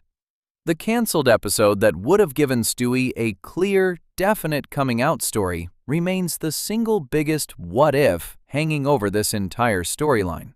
Had that script gone forward as originally planned, tied to the plan involving Leviticus and time travel, Stewie's identity would have been settled on-screen decades ago, closing a door the show has instead chosen to leave propped halfway open ever since. Instead, that script got shelved, reportedly connected to the show's first cancellation back in the early 2000s, and by the time Family Guy returned to the air years later, the creative team had apparently decided that keeping the question alive served the character better than answering it once and for all.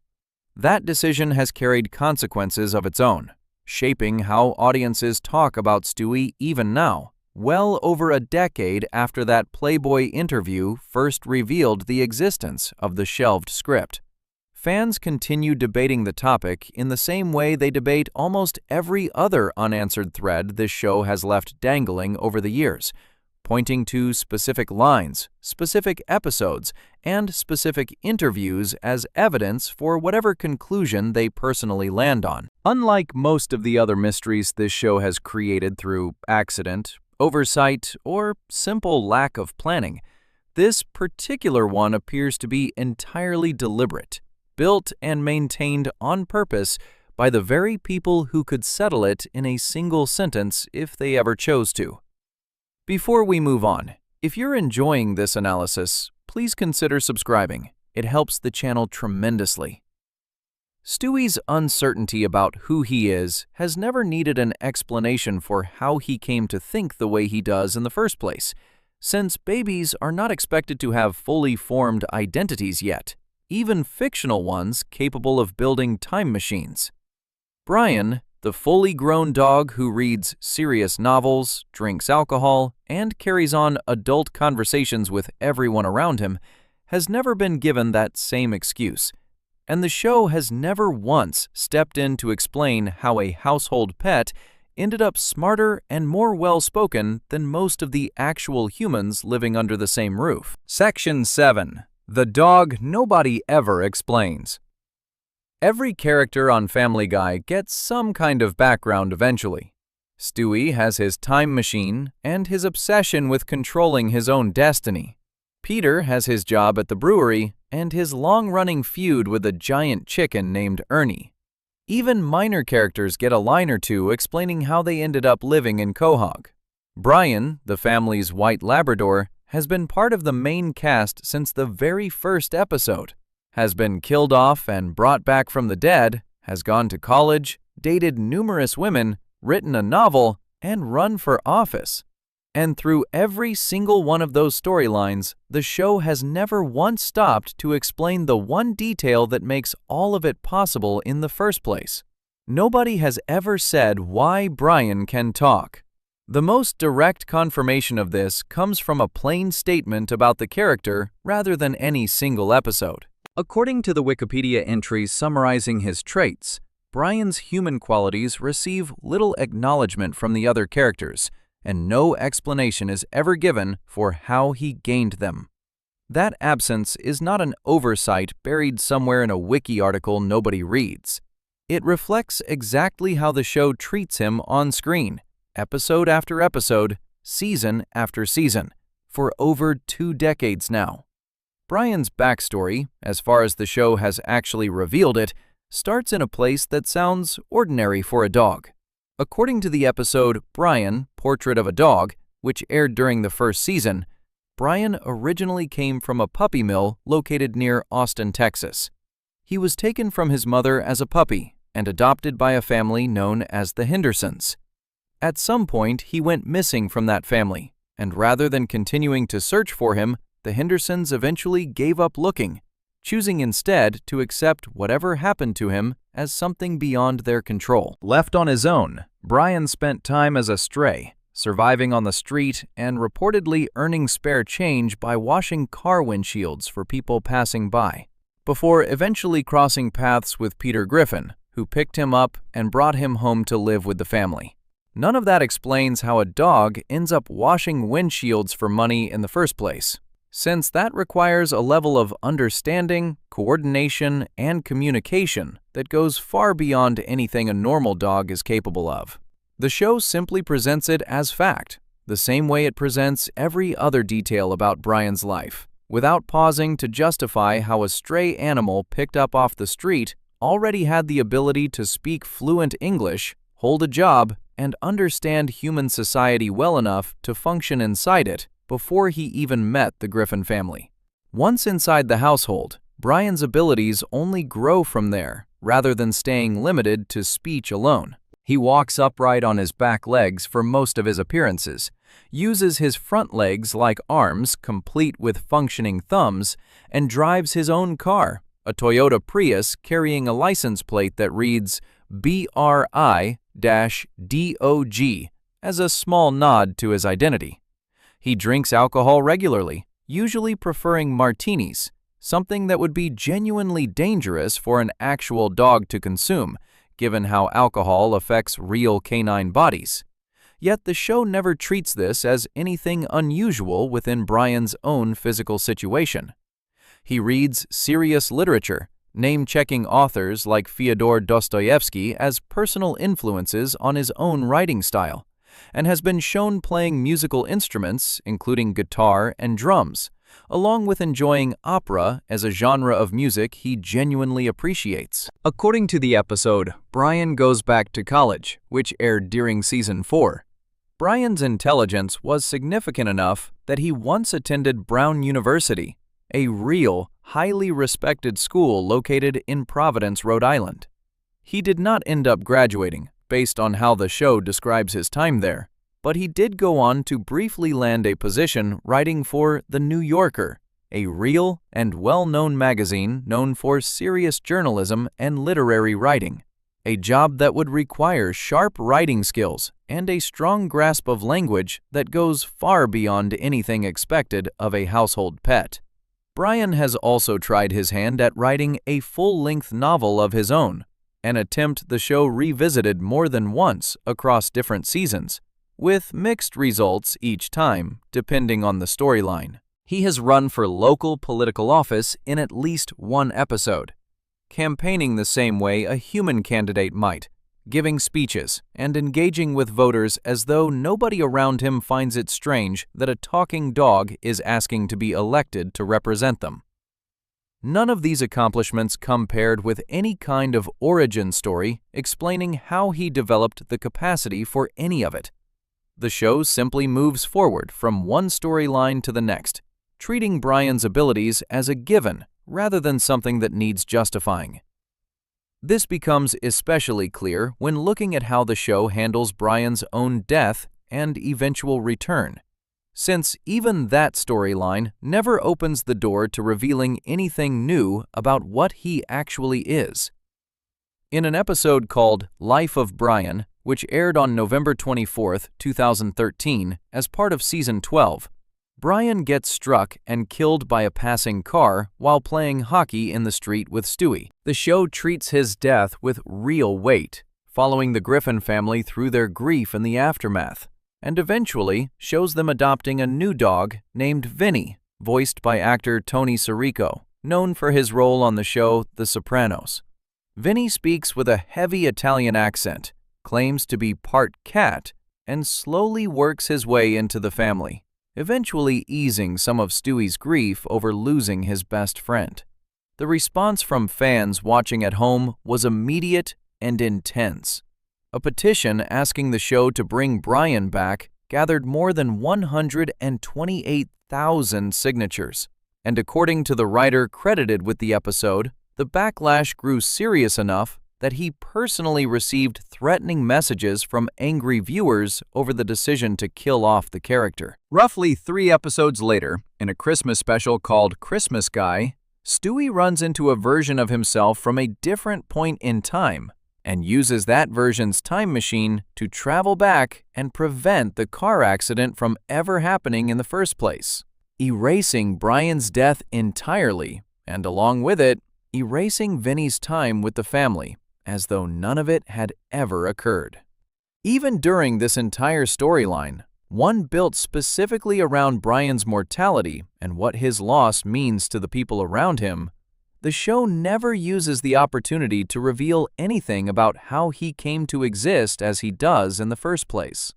The emotional weight of the episodes comes from the relationships Brian has built over the years, not from any explanation of what makes him different from an ordinary dog. Vinny, his temporary replacement, also happens to talk fluently and walk upright just like Brian did, suggesting that within the world of this show, a talking human acting dog is simply something that can exist without needing any specific cause behind it.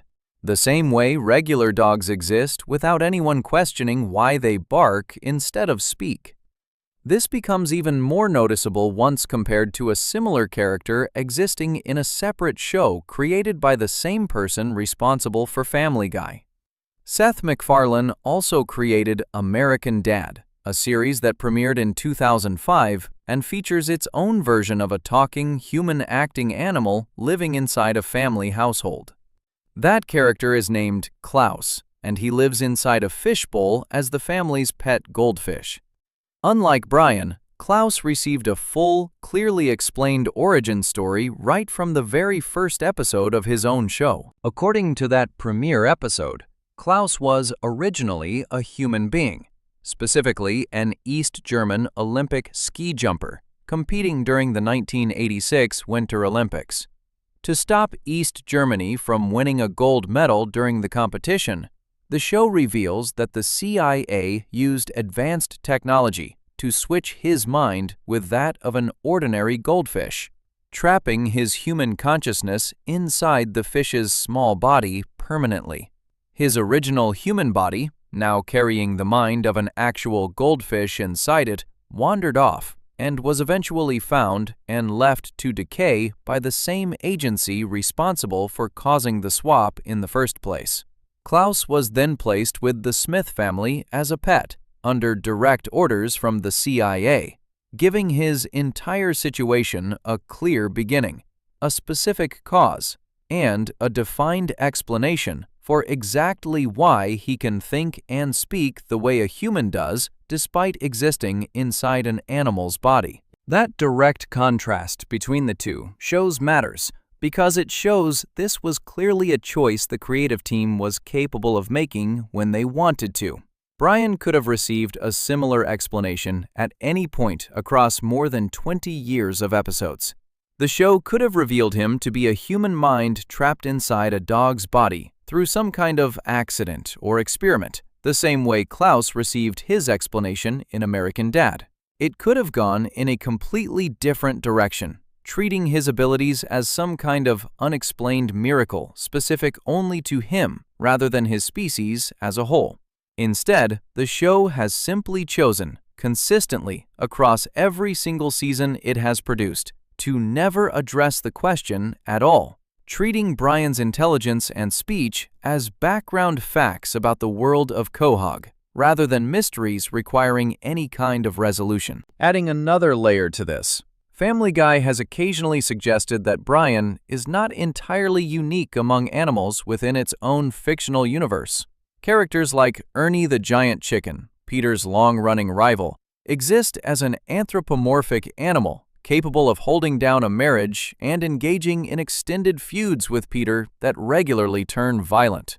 A separate character named Meowsy McDermott appears as a fully practicing lawyer who happens to be a cat rather than a person, handling legal matters for other characters without anyone in Quahog treating this as remarkable or strange.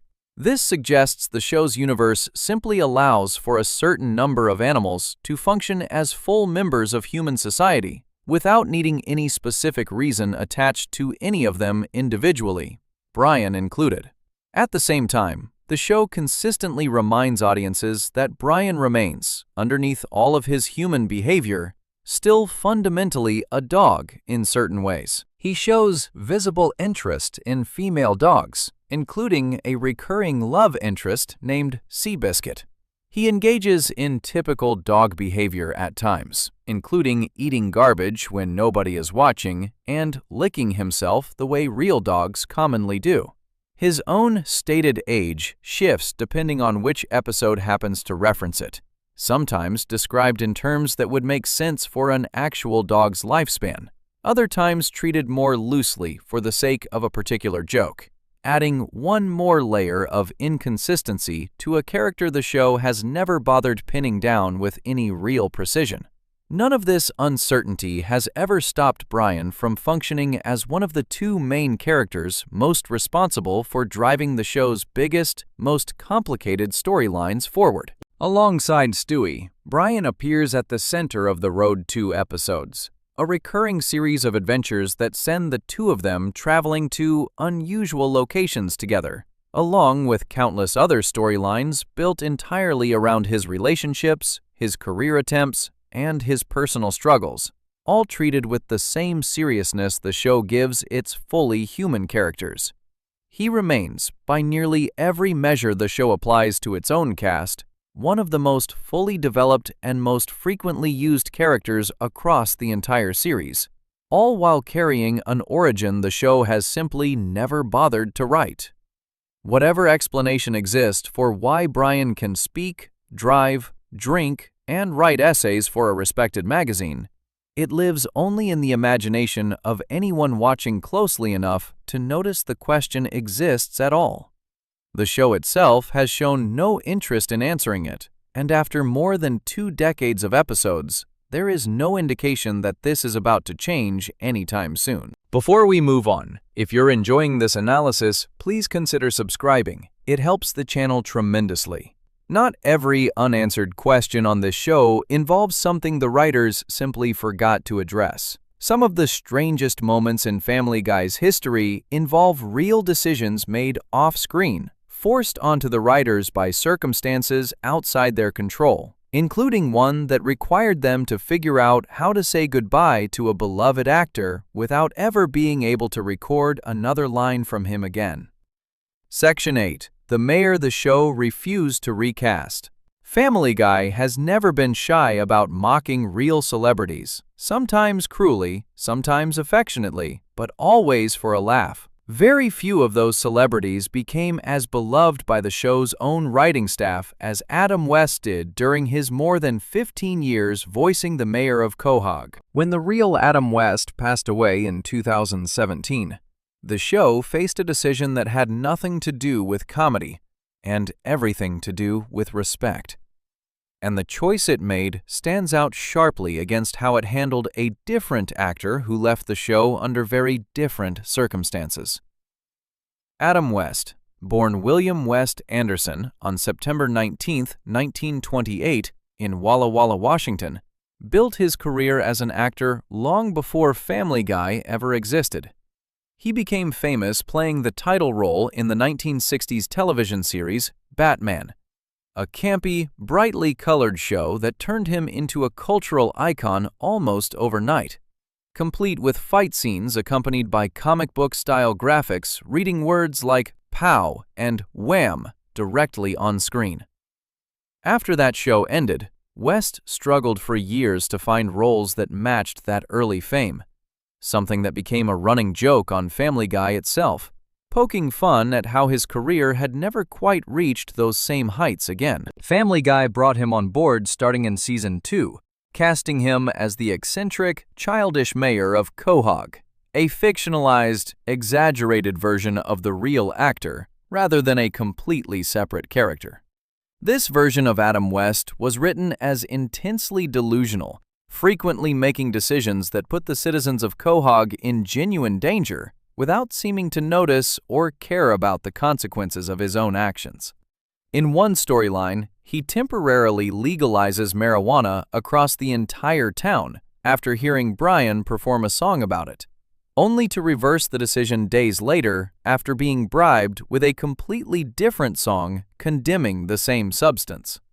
In another episode, he prepares to sign a ban on same-sex marriage, only to end up taken hostage inside his own office by Brian, who strongly supports the opposite position and physically stops him from following through. Other storylines revealed him to secretly be a brainwashed spy working for Russia, activated by a specific, oddly random spoken phrase, adding yet another layer of absurdity to a character who never seemed to operate using normal logic in the first place.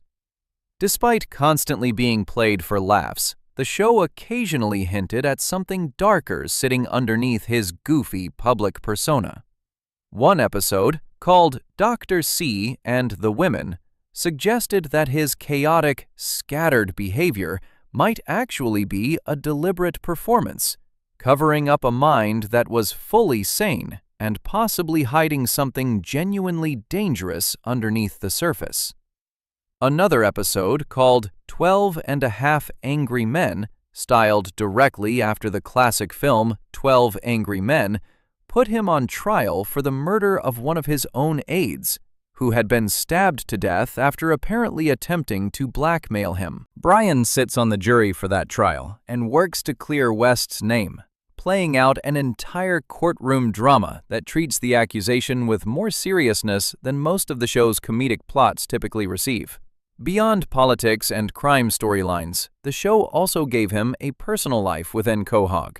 In an episode called Brothers and Sisters, Adam West marries Carol Pewterschmidt, Lois's sister, making him a recurring member of the extended Griffin family through marriage rather than just a public figure running the town from a distance.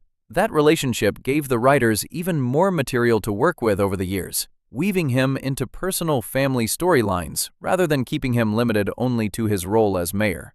Everything changed on June 9, 2017, when the real Adam West passed away at the age of 88 in Los Angeles, following what his family described as a short battle with leukemia. Seth MacFarlane, the creator of Family Guy, responded publicly to the news right away, writing that the show had lost its mayor and that he personally had lost a friend, describing West as someone who brought genuine positivity and energy into the recording studio every time he came in to work on an episode. Tributes poured in from other actors connected to the original Batman series as well, including Burt Ward, who had played Robin alongside him decades earlier, along with actress Julie Newmar, who had played Catwoman in that same series. At the time of his death, Adam West had already recorded voice lines for several upcoming episodes that had not yet aired. Steve Callahan, an executive producer on Family Guy, confirmed publicly that these already recorded episodes would still air exactly as planned, without any changes made to account for the fact that West had since passed away. He explained that the team saw no reason to scrap material that West himself had already performed, framing it as a chance for audiences to continue enjoying his work for a little while longer, even after his death, describing it as bittersweet but ultimately worth keeping intact. Once those already recorded episodes had aired, the show faced the harder question of what to do with the character going forward. Recasting a character voiced by a celebrity playing an exaggerated version of himself creates an unusual problem that does not come up with fictional characters voiced by regular cast members. Mayor Adam West was not simply a character who happened to be performed by Adam West. He was written specifically as a caricature of the real man, built around real details from his career, his public image, and his personality. Bringing in a different actor to simply imitate his voice would have meant asking someone to impersonate a person who had just died, a decision the creative team apparently never seriously considered as an option worth pursuing. Instead, the show chose to properly write the character out for good, addressing his death directly within the story rather than simply having him vanish without explanation the way many side characters eventually do. This happened in an episode called Two Heads Are Worse Than One, which aired as part of Season 17. In the episode, Mayor West is assassinated during a town hall meeting, closing out a run as mayor of Quahog that had lasted the equivalent of 17 years within the show's own internal timeline, going all the way back to his very first appearance. His death in the episode is treated with a mix of the show's usual irreverent humor and a clear awareness of what the moment actually represented behind the scenes, closing the book on the character rather than simply retiring him quietly or writing him out through some unrelated excuse. The show waited a while before addressing the aftermath any further, eventually revisiting the topic properly in a season finale a couple of years later, in an episode centered on renaming the local high school.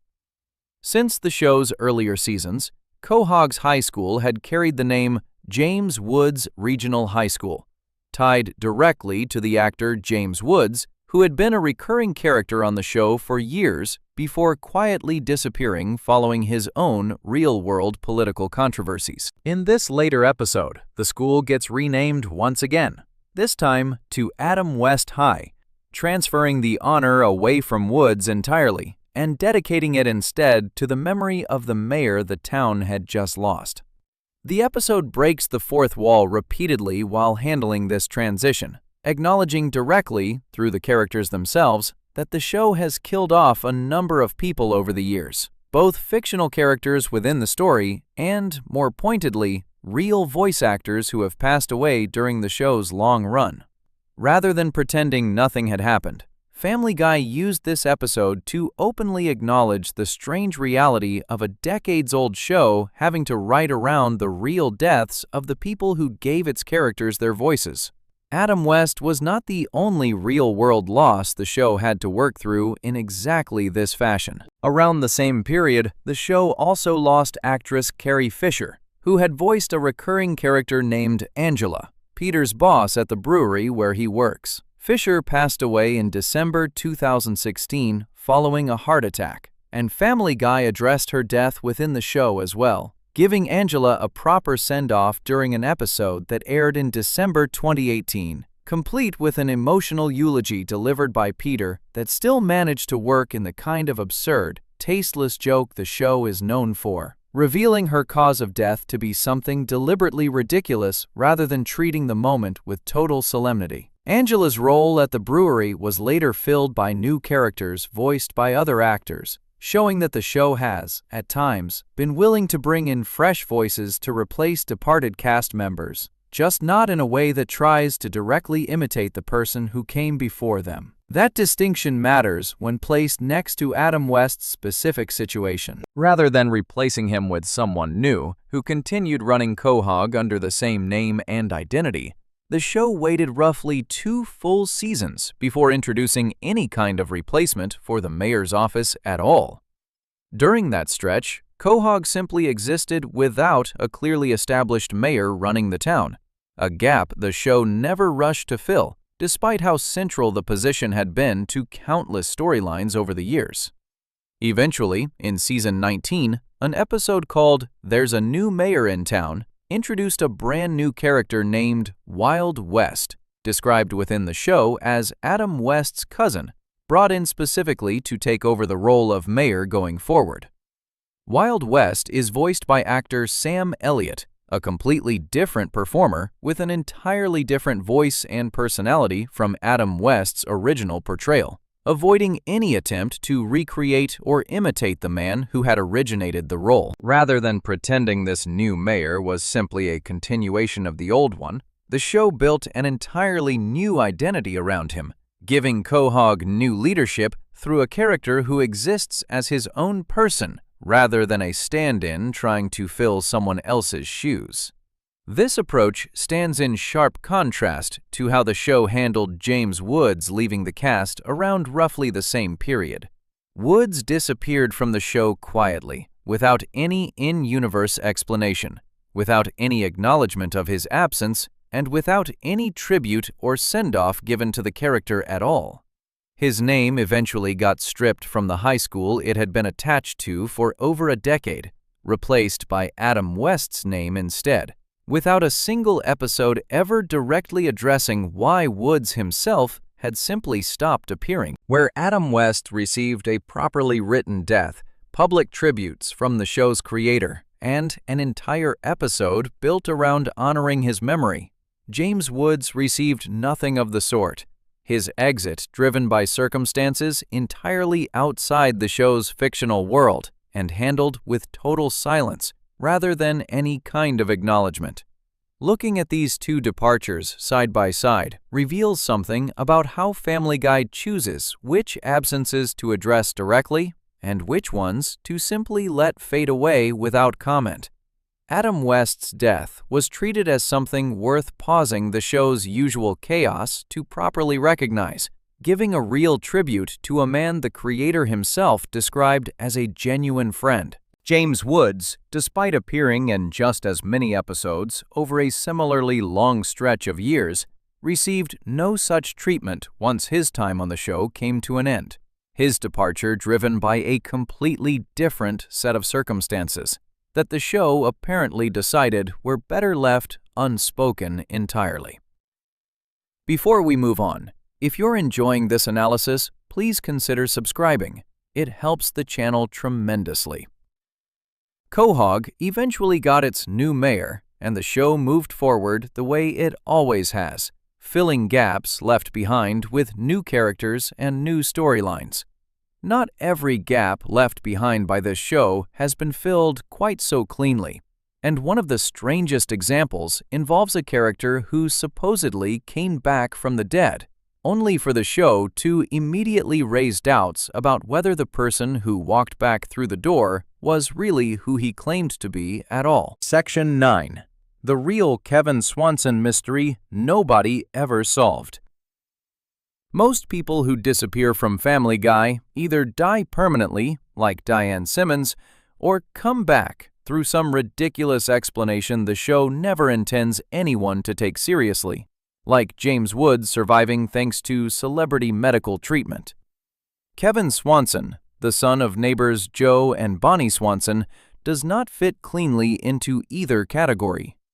He was reported dead, brought back to life through his own confession rather than a medical joke, and then the show ended his return episode with a twist that has never been explained, resolved, or even mentioned again in a single episode since it first aired. Kevin's story starts early in the show's run. He debuted in an episode called A Hero Sits Next Door, back when the Swanson family first moved in next to the Griffins, and he quickly became one of the more consistent presences in young Meg Griffin's life. The show set him up as her main love interest for several seasons, someone she cared about deeply, despite never quite finding the courage to fully admit her feelings to him directly. During this stretch of the show, Kevin was voiced by Seth MacFarlane, the same person responsible for voicing several other major characters, including Peter, Stewie, and Brian. That version of Kevin eventually left the main cast behind in an episode called Full Metal Jackass, which aired during Season 6. In that storyline, Kevin gets accepted into the military and heads off to fight in the Iraq War, saying his goodbyes to the family and stepping away from any regular appearances going forward.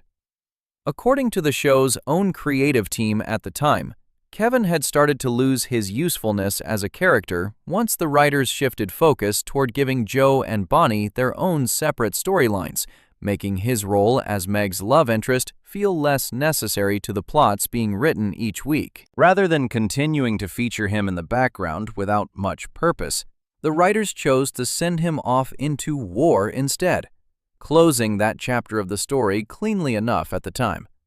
For a while after that, Kevin barely came up at all, mentioned only briefly through the occasional letter Bonnie would receive from him while he served overseas.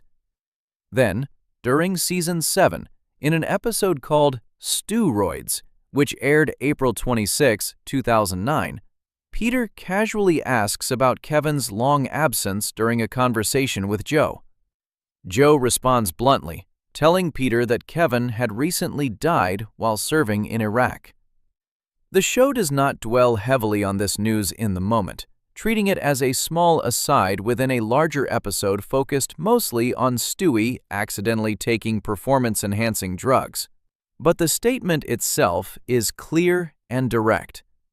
As far as Peter, Joe, and the rest of Quahog understood at that point, Kevin Swanson was dead, killed while serving his country overseas. That understanding held for roughly 2 more years before the show reversed it entirely in an episode called Thanksgiving, which aired on November 20th, 2011 as part of Season 10. The episode centers around a Thanksgiving dinner at the Griffin house, with various friends and neighbors gathered around the table. In the middle of the meal, Kevin Swanson suddenly shows up at the door, very much alive, shocking everyone who had believed him dead for years. Joe and Bonnie are overjoyed at first, welcoming him home as a returning war hero, unaware of what actually happened to him overseas. As the dinner continues, small details start to slip out that do not add up cleanly with the story everyone assumed was true.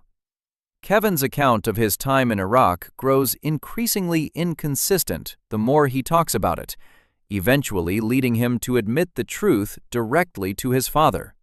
He had never actually died in combat. Instead, after most of his unit was killed during an explosion he narrowly survived, Kevin chose to fake his own death and desert the military entirely, walking away from the war rather than continuing to fight in it.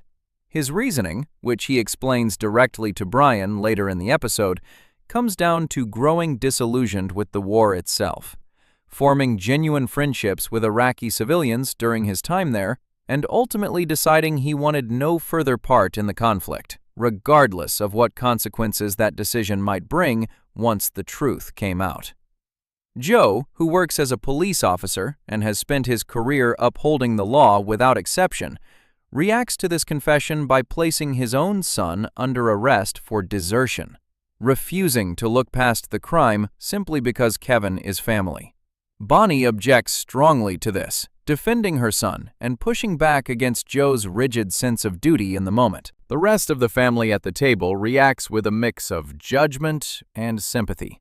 Some criticizing Kevin for lying about being a war hero, others trying to understand the position he found himself in overseas. It is worth noting that this new version of Kevin, unlike the earlier one voiced by Seth MacFarlane, is voiced instead by actor Scott Grimes, marking a permanent change in who performs the character going forward from this episode onward. This new portrayal also comes packaged with a noticeably different personality, presenting Kevin as a shell-shocked veteran dealing with visible signs of trauma from his time at war, a far cry from the more simple, easygoing teenager fans had known him as during his earlier appearances on the show. All of this alone would make for a strange enough story, blending a genuine, emotional family conflict with the show's usual willingness to joke about serious topics like war and desertion. What makes the episode a genuine, unsolved mystery comes down to its final moment, one that has never been addressed again in any later episode.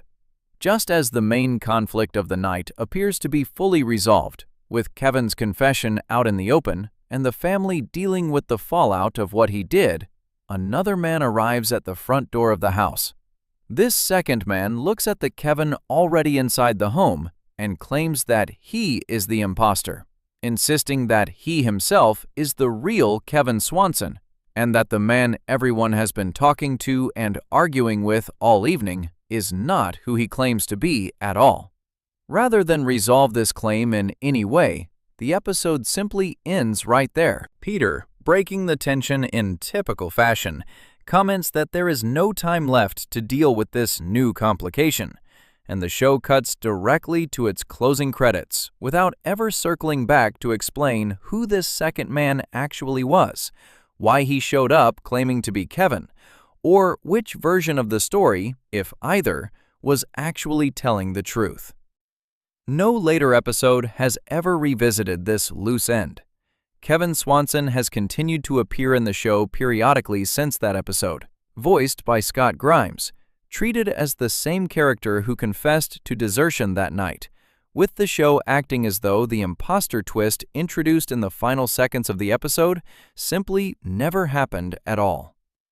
This creates a strange kind of contradiction, sitting quietly within the show's own history. Either the Kevin who confessed to faking his death and deserting the army truly is the real Kevin Swanson, meaning the man who showed up at the door claiming otherwise was lying or mistaken for reasons never explained, or the confession itself came from an entirely different person pretending to be Kevin, meaning the real Kevin, the one who showed up seconds before the credits rolled, has never actually been properly welcomed back into the story at all.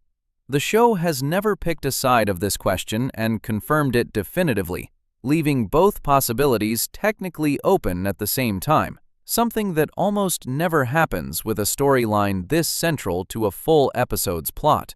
Adding another layer worth noticing, the switch in voice actors lines up exactly with this moment of uncertainty. Kevin sounded one way during his earlier teenage years on the show, voiced by Seth MacFarlane, and sounds completely different from the Thanksgiving episode onward, voiced instead by Scott Grimes.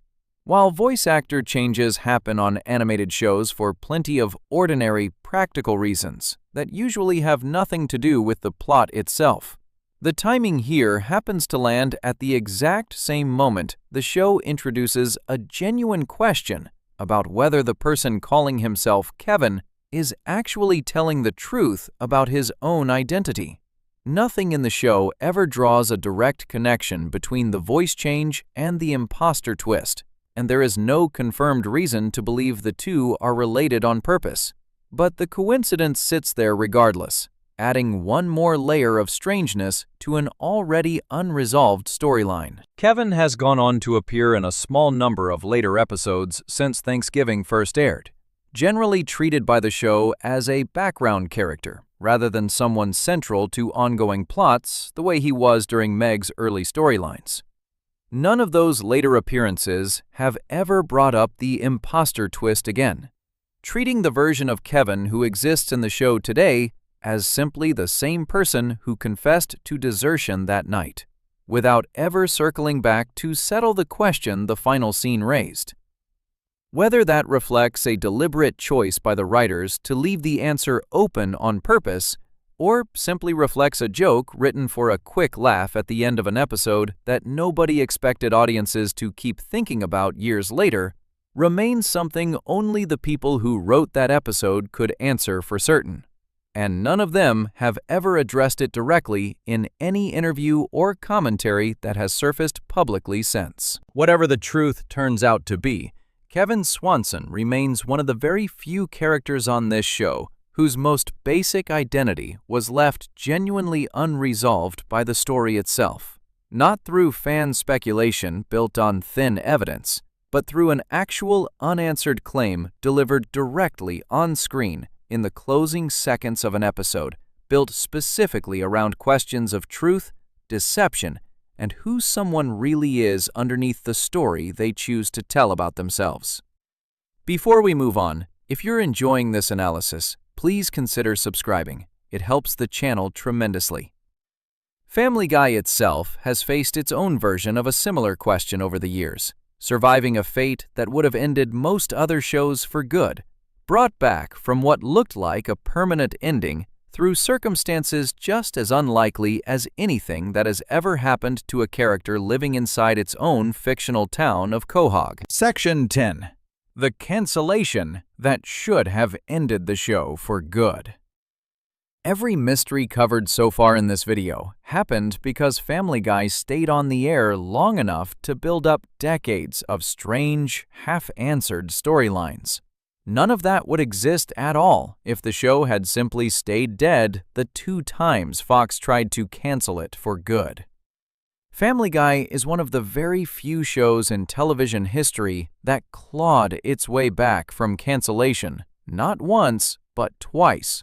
And the second time it came back through a method that had never worked for any other television show before it. The series first aired on Fox on January 31, 1999.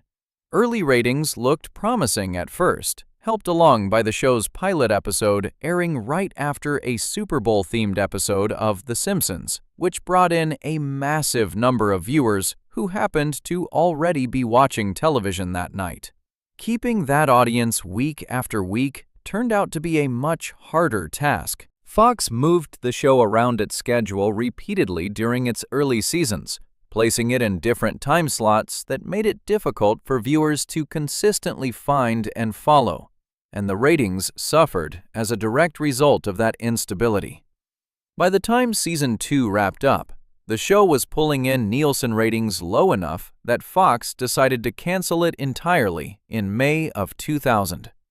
That should have been the complete end of Family Guy, closing the book on Peter Griffin and his family after only 2 seasons worth of episodes. Instead, in a surprising turn, Fox reversed course just a couple of months later, announcing on July 24, 2000, that the network had ordered 13 additional episodes, giving the show a 3rd season after all. Nobody at the time knew this reprieve would end up being only a temporary delay, rather than a genuine long-term save. Season 3 did not fare much better than the seasons before it. Fox placed the show in an especially difficult time slot, airing new episodes on Thursday nights, putting it directly up against Friends, one of the most popular sitcoms on television at the time and the single most watched show of that entire television season. On top of that direct competition, Family Guy also had to compete with the massive early success of Survivor, a new reality competition series on CBS that was drawing huge audiences of its own during the same hour. Caught between 2 ratings powerhouses, Family Guy's numbers dropped even further than they had during its earlier seasons, and Fox made the decision to cancel the show once again in 2002, this time seemingly for good. One episode from that season had not even aired yet by the time the cancellation notice came down, leaving it sitting unreleased for well over a year before audiences ever got the chance to see it. At this point, most shows facing this exact situation, canceled twice within just a few years due to consistently weak ratings, would simply disappear from public conversation entirely, remembered only by whatever small group of fans had managed to catch it during its original run. Family Guy took a completely different path, one that had never really been tested before by any other television series up to that point. Fox attempted to sell off the rerun rights to the canceled show, hoping some other network might be interested in picking up the reruns for its own schedule. According to comments later made by an executive at 20th Century Fox Television, interest in those rerun rights was so weak at the time that the rights eventually sold for close to nothing. Cartoon Network ended up acquiring them and began airing Family Guy reruns on its late-night programming block known as Adult Swim, starting in 2003. What happened next surprised almost everyone involved. Rather than fading quietly into reruns nobody paid much attention to, Family Guy became Adult Swim's highest-rated program almost immediately, with the reruns reportedly boosting the network's overall viewership in that time slot by as much as 239%, according to figures reported by Entertainment Weekly at the time. Average viewership for the reruns settled in at around 1.9 million viewers, an impressive number for a syndicated rerun block airing well after most people's normal bedtime. At almost the exact same time, Fox released the first 2 seasons of the show on DVD, and those DVD sets performed unexpectedly well right out of the gate. According to figures reported at the time by the Christian Science Monitor, the Season 1 DVD set alone sold more than 2.2 million copies, making it the best-selling television DVD of the entire year in 2003, and, at that specific moment, the second best-selling television DVD of all time, trailing only the first season of Comedy Central's Chappelle's Show. That level of DVD success for a show that had already been officially canceled twice was practically unheard of, and it did not go unnoticed inside Fox's own offices. As the DVD sales numbers kept climbing, eventually surpassing 3 million copies sold across the earlier seasons, Fox executives started paying closer attention to what was clearly turning into a real, sustained demand for more Family Guy content, despite the show having already failed twice on live television. By May 2004, Fox made the announcement that the show would be returning for a 4th season, something that would have seemed almost unthinkable just a couple of years earlier when the show's second cancellation appeared to be the final word on its fate. Seth MacFarlane himself was reportedly caught off guard by how this all played out. In an interview given to USA Today around this period, he admitted that he and the rest of the creative team had mostly given up trying to convince anyone to bring the show back by that point, having accepted the second cancellation as the genuine end of the road for Family Guy.